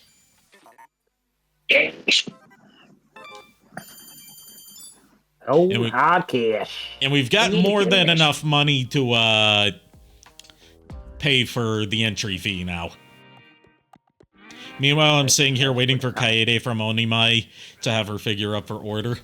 I'm bummed that I missed out on that Murasaki figure because like the shipping fee ended up being too high. Like I had the pre-order in, but the shipping fee ended up being like it brought the total up to like nearly $300. Oop. And that's more than my monthly allotted amount for like living off of. I need to watch the number of figures I end up buying because spacing issues. It was also going to be a big figure, and I don't think I have a good space for it. But, like, there's so little Murasaki merch that I really wanted it. My game room is being taken over by cat plushies. That And whose fault is that, Fur? Plus shops. It's Cat's fault for being so inherently adorable. Leave him to me, Your Highness. Oh yeah, we got a guy that we're supposed to fight. But a simple human. I'm going to cut off his arms, and will then proceed to slice him up nicely. Hey, tell me about... You can hear that's Matt Mercer, can't you, Fur? I already made that comment earlier. I don't like it when a friend... No, I'm just saying. It was like, I was saying, like, you can hear it now. Now I remember. He voices Black Knight Direction. He doesn't voice Tribal Dancer. Tribal Dancer is Scott White. What was burned into my memory was a shop with a glass bulb hanging from the ceiling. I was moved by the sound of the jingling glass. And when I left the shop, there was a white lighthouse. But as for where that place was, I have no idea at all. That's a nice story. Let's go out there and find that lighthouse together. Lord Fu, thank you. Now go, Black Knight Direction. These are such, like, tokusatsu villain character names. I love them. Also started watching Dandadan as well. You know what? I've heard bits and pieces about Dandadan apparently being, like, the hot new anime right now. I still don't know what the fuck it is. It just kind of... I'm so out of the loop when it comes to the anime scene that, like, brand new, like, top-selling, mega-popular anime come out and revolutionize the anime scene. I'm like, I'm, like, so out of the loop that, to me, it just feels like they came out of nowhere. I've watched the entire first season of Dandadan, and I liked what I saw. I've been watching Batman the Animated Series, Dragon Ball Z Kai, and I need to get back to watching Devil May Cry. I'm liking Devil May Cry so far. I'm going into it understanding that's not going to be an accurate, like, retelling of the story of the games. It's doing its own thing with the general vibe of Devil May Cry, which is exactly what I expected from Adi Shankar. That's what he does. And I feel like a lot of the like fan backlash to it is people getting upset that Adi Shankar did what Adi Shankar does. Mm-hmm. It's like if it's something he does on a normal basis and everybody loved it, it's like, you know, what's the big deal? Like, it's clear that he loves Devil May Cry, and I actually appreciate that rather than trying to condense, like, the very retcon heavy and, like, hard to adapt stories of the Devil May Cry games. He decided to do his own thing. I appreciate that.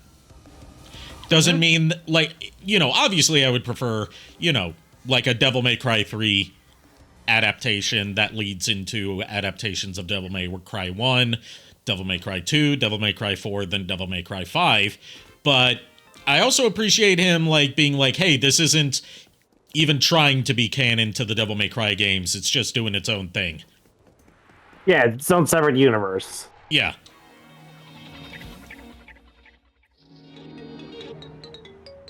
Yeah, who are we shooting at was a great line. And also, my 32-year-old fan of Rage Against the Machine since my teenage years ass self cheered when, like, he paused mid-fight to put on a record of Guerrilla Radio by Rage Against the Machine.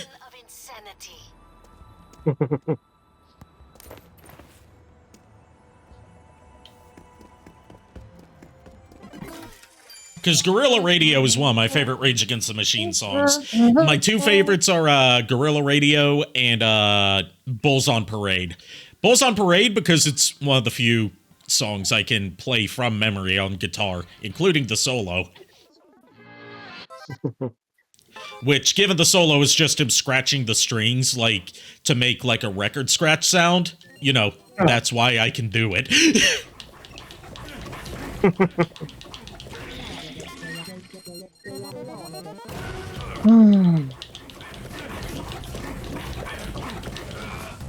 Guerrilla Radio was my first Rage Against the Machine song, says Kier. My first was Killing in the Name, and I heard it in Guitar Hero 2. So it was through a really bad cover, but I still liked the general vibe of it, even if I didn't know what the original sounded like.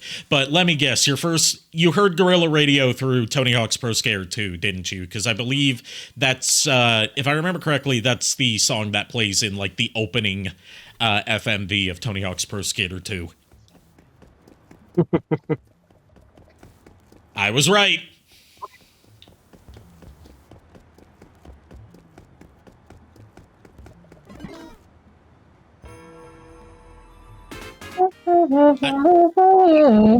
I can tell that for its, well, I would say getting tired, but he's been tired for a while because he's had, you know, busy day. Yeah. So this will be our last boss fight for tonight, and then we'll raid into somebody.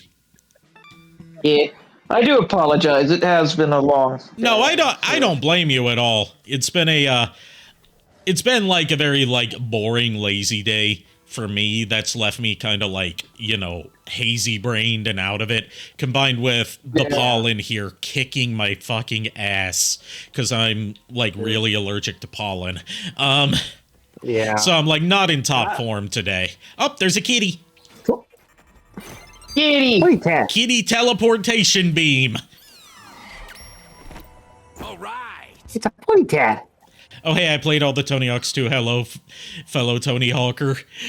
I've never played any of the Tony Hawk games, but I bought a copy of Tony Hawk's Pro Skater 2 used a few years ago before I got my modded PlayStation, because someone developed a really easy-to-use exploit that involved a hacked Tony Hawk's Pro Skater 2 save file that allows you to play, like,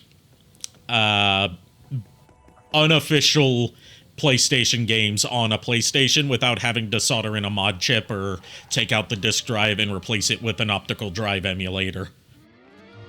And it worked pretty well. It's just certain games it didn't like very much. So is this Osaka? Yeah, it's gotta be. Everyone's wearing tigers on their clothes. All right, ready for our fight with Black Knight Direction? How do you think he's gonna fight? Another ranked assassin, huh? Hell yeah. How do you think he... Style? I don't say. Void must return to the Void. Have fun in the Void, Void.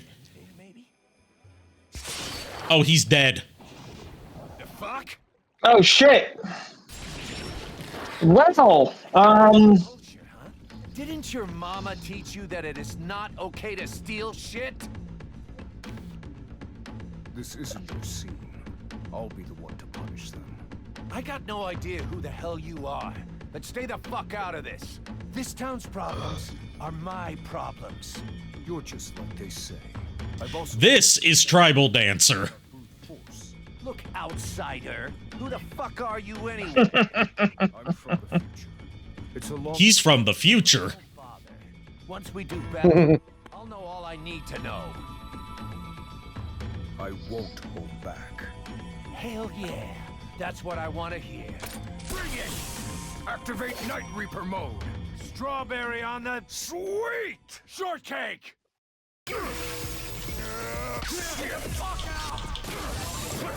So, something you need to get used to in No More Heroes games is at least once per game you get, like, cucked out of a proper boss fight. And No More Heroes 3 loves doing that. Mostly because they intended for everyone to have a proper boss fight, but they ran out of development time. So they resorted to stuff like this. So he's giving me a new chip that gives me a new death skill. This is Death Slow. We only get 4 abilities this time instead of a whole bunch of mix and match ones. Haven't bought the re-releases, but I hope you have fun with them if or when you do. I've got ways of playing most of the original ones now. I haven't bought any of the re-releases, and I am not sure if I want to invest just for, like, you know, preservation and or shits and giggles sake in the ones that use that, like, awful skateboard motion control thing.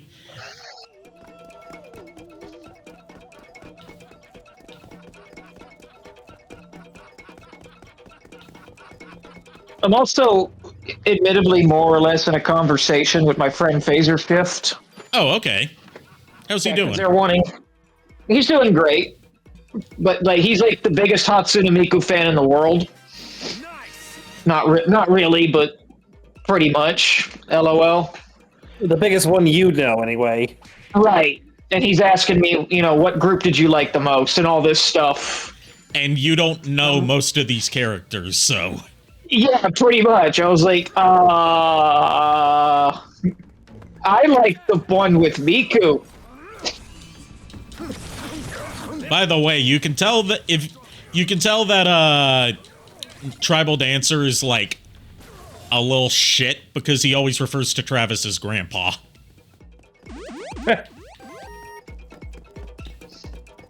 Yeah, not Downhill Jam. That I'm not talking about Downhill Jam because that just uses the Nintendo Wii. I'm talking about Tony Hawk Ride and Tony Hawk Shred, which came with their own skateboard peripheral that you use to do everything in the game.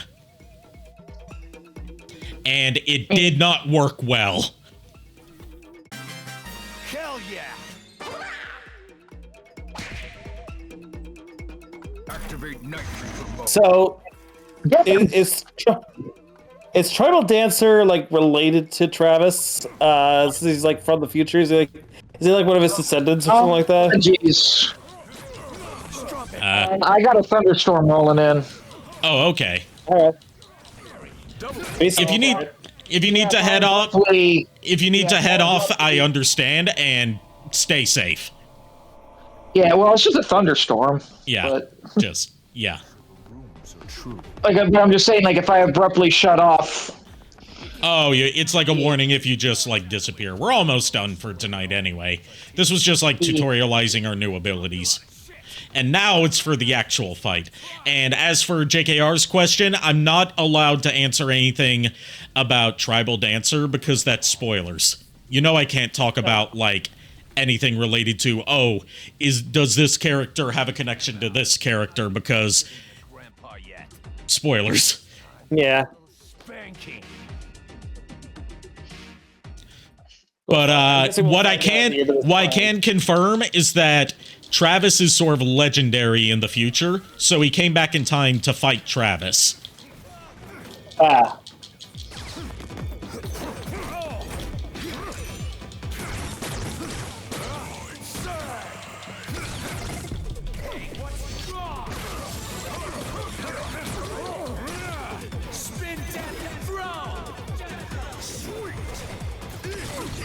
But you know, I'm just hoping he doesn't end up. I hope he doesn't end up killing Travis because, you know, then there's, you know, kind of fucking up the timeline.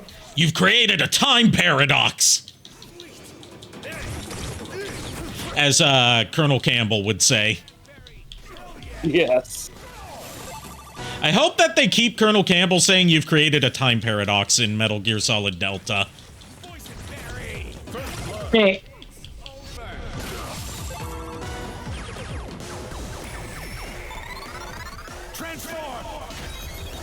I'm also going to be meeting a stream friend in Vegas as well, which is going to be fun. Oh, I hope you have fun with that. Indeed. I would love to be able to meet some of my stream community IRL somehow, but logistically, I don't know how that would work since I've got people from all over the world. Yeah. One of these days, we'll figure out a way where the three of us will meet up. Yeah, I've already met up with JKR at the very least. I still need to meet up with Kier. I was going to at one point, but all of those plans got, like, ruined in the span of a day.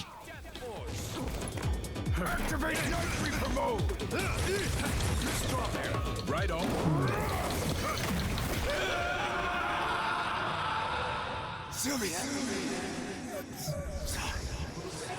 You are dead. Not big surprise. You dead?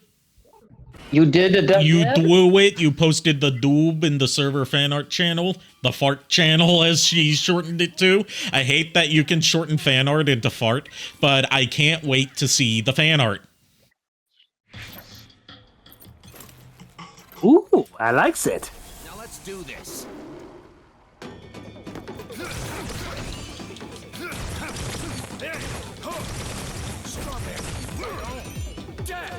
Oh, excuse me.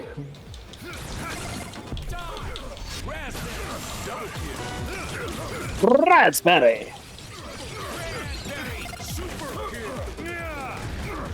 And that is Gene doing like the double kill, super kill, ultra kill stuff, which in itself apparently means that Gene is a fan of Unreal Tournament.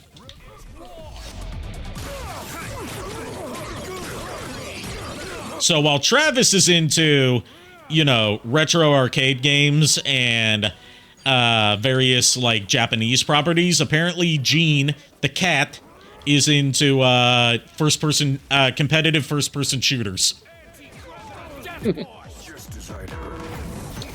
More importantly, how the fuck does a cat play competitive first-person shooters? I mean, very carefully. Cats don't video games. Cats don't have to play video games to like them. My cat Johnny, may he rest in peace, liked No More Heroes and Sonic Adventure. I could tell because anytime I was playing them, he would just sit there and stare at the TV.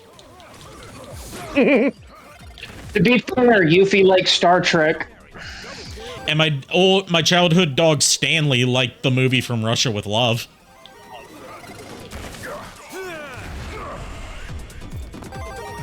He had good taste in James Bond movies.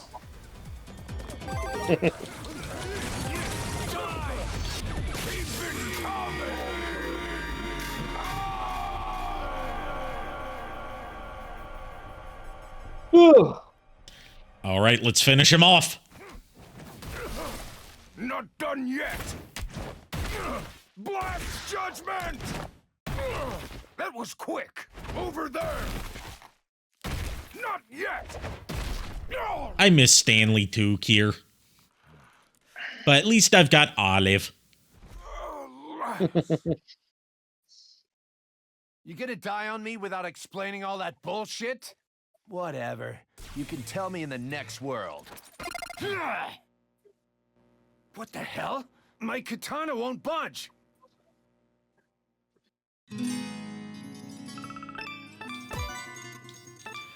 All right, let's see what Sylvia has to say about this. Oh, she got a bike. Congratulations. You have been recognized as number 8 in the galactic rankings. Looks like you're doing okay. Hey, who the hell was that guy?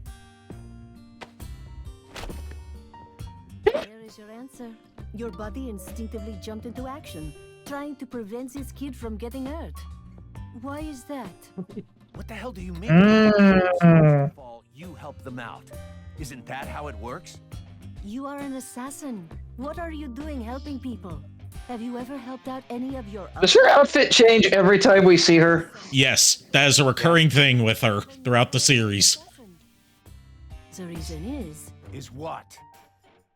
A secret. A secret guy, huh? Oh, fuck you, Sylvia. Or just fucking tell me, bitch. Go ahead and sleep here. Rest it off. I mean, Sylvia does like to fuck with Travis. Even though they're married now and have been married for years, she still likes to fuck with him. Off to swim. I mean, I wouldn't mind fucking with... I will stop there. I mean, she is a yoga master. But does it need more people to be okay for? Well, you saw Midori Kawa earlier and liked her. She's number 5, so we got a way to go until we get to her. My God, the shotgun. Oh man, that outfit reminds me of Obatarian from the Yakuza series. I'll have to actually sit down and play the Yakuza series for more than just like short spurts to, you know, understand what you mean. That was for Furret. The shotgun was for Furret. Thank you. Deservedly so.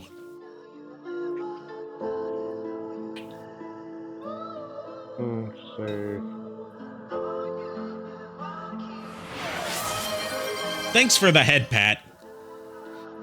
Mm-hmm. It's not deafeningly loud this time. I don't know how I did it.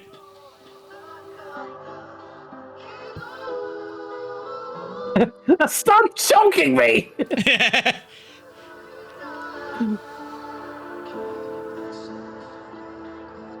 But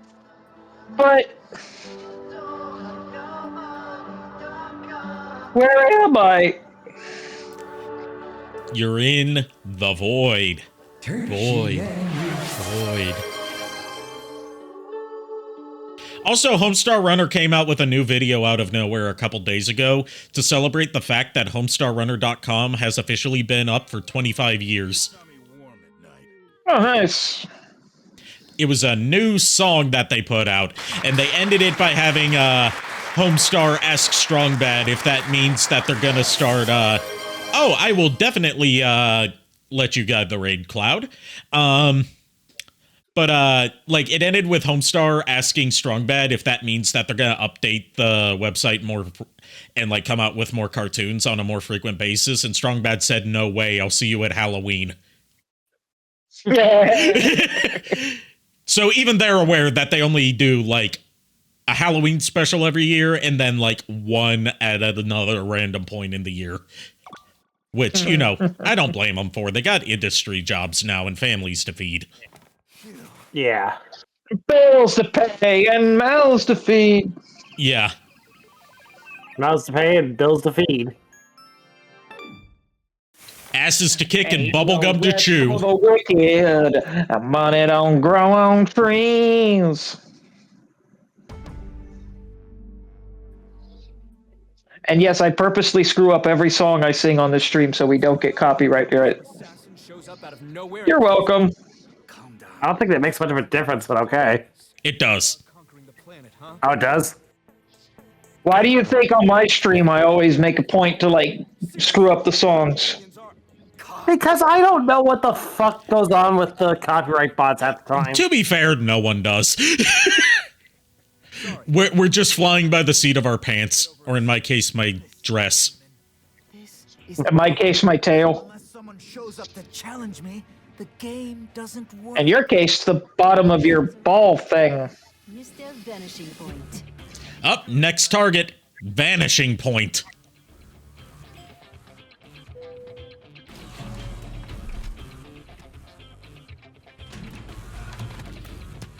Okay. Hey, Prince. What in the actual fuck? You seem confident enough. What in the Frieza horse hell? Show me a good time. Anything you say, Prince. Nice. He's a memory thief. He's like Frieza merged with a tiefling. And he speaks with like a Boston accent. Fun fact, Fun fact, if you, depending on whether you play this on like the Switch 1.0 release or anything after the first patch came out, including other console versions, he has two different voice actors depending on when you played it. No one knows why they patched out his original voice actor. They just did. Maybe the dude was an ass to work with. All right, this chapter, from what I can tell from the many languages on there, is called Sorrow. And we'll save after this cutscene's over, so we don't have to watch all these next time. I fell asleep. Okay. There's another kitty. Most riveting cutscene ever, ladies and gentlemen. Right there. See, we got two kitties in here now. 3 if you count Jean. Let's see what we can do with Jean. Treat. Aww. That's okay, I guess. Eugene. That's okay, I guess. Yeah, nope. Yeah, nope, that's Yuffie. That's a cat in general. That confirms Jean, even though she can speak English, she's still a cat.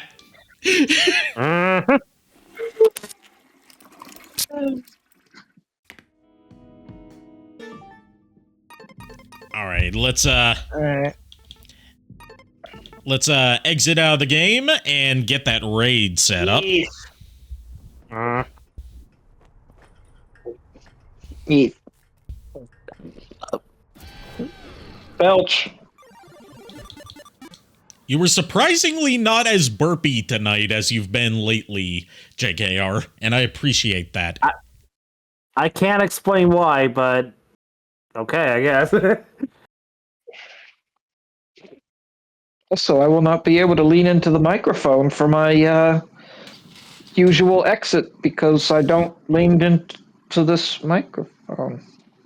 You could easily send it over to the your other microphone if you wanted to.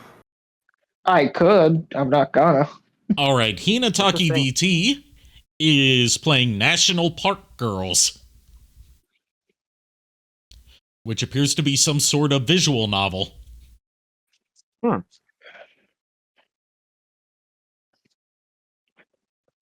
So thank you everyone for tuning in. Thank you to my 3 co-hosts for co-hosting with me tonight. I'll see you guys tomorrow night with more Phantom Pain, hopefully with less body horror this time. And until then, unpleasant dreams. Well, we're the boys of chorus. We hope you like a show. I know you're rooting for us, but now we have to go. Please allow us to fuck off. Good night, everybody.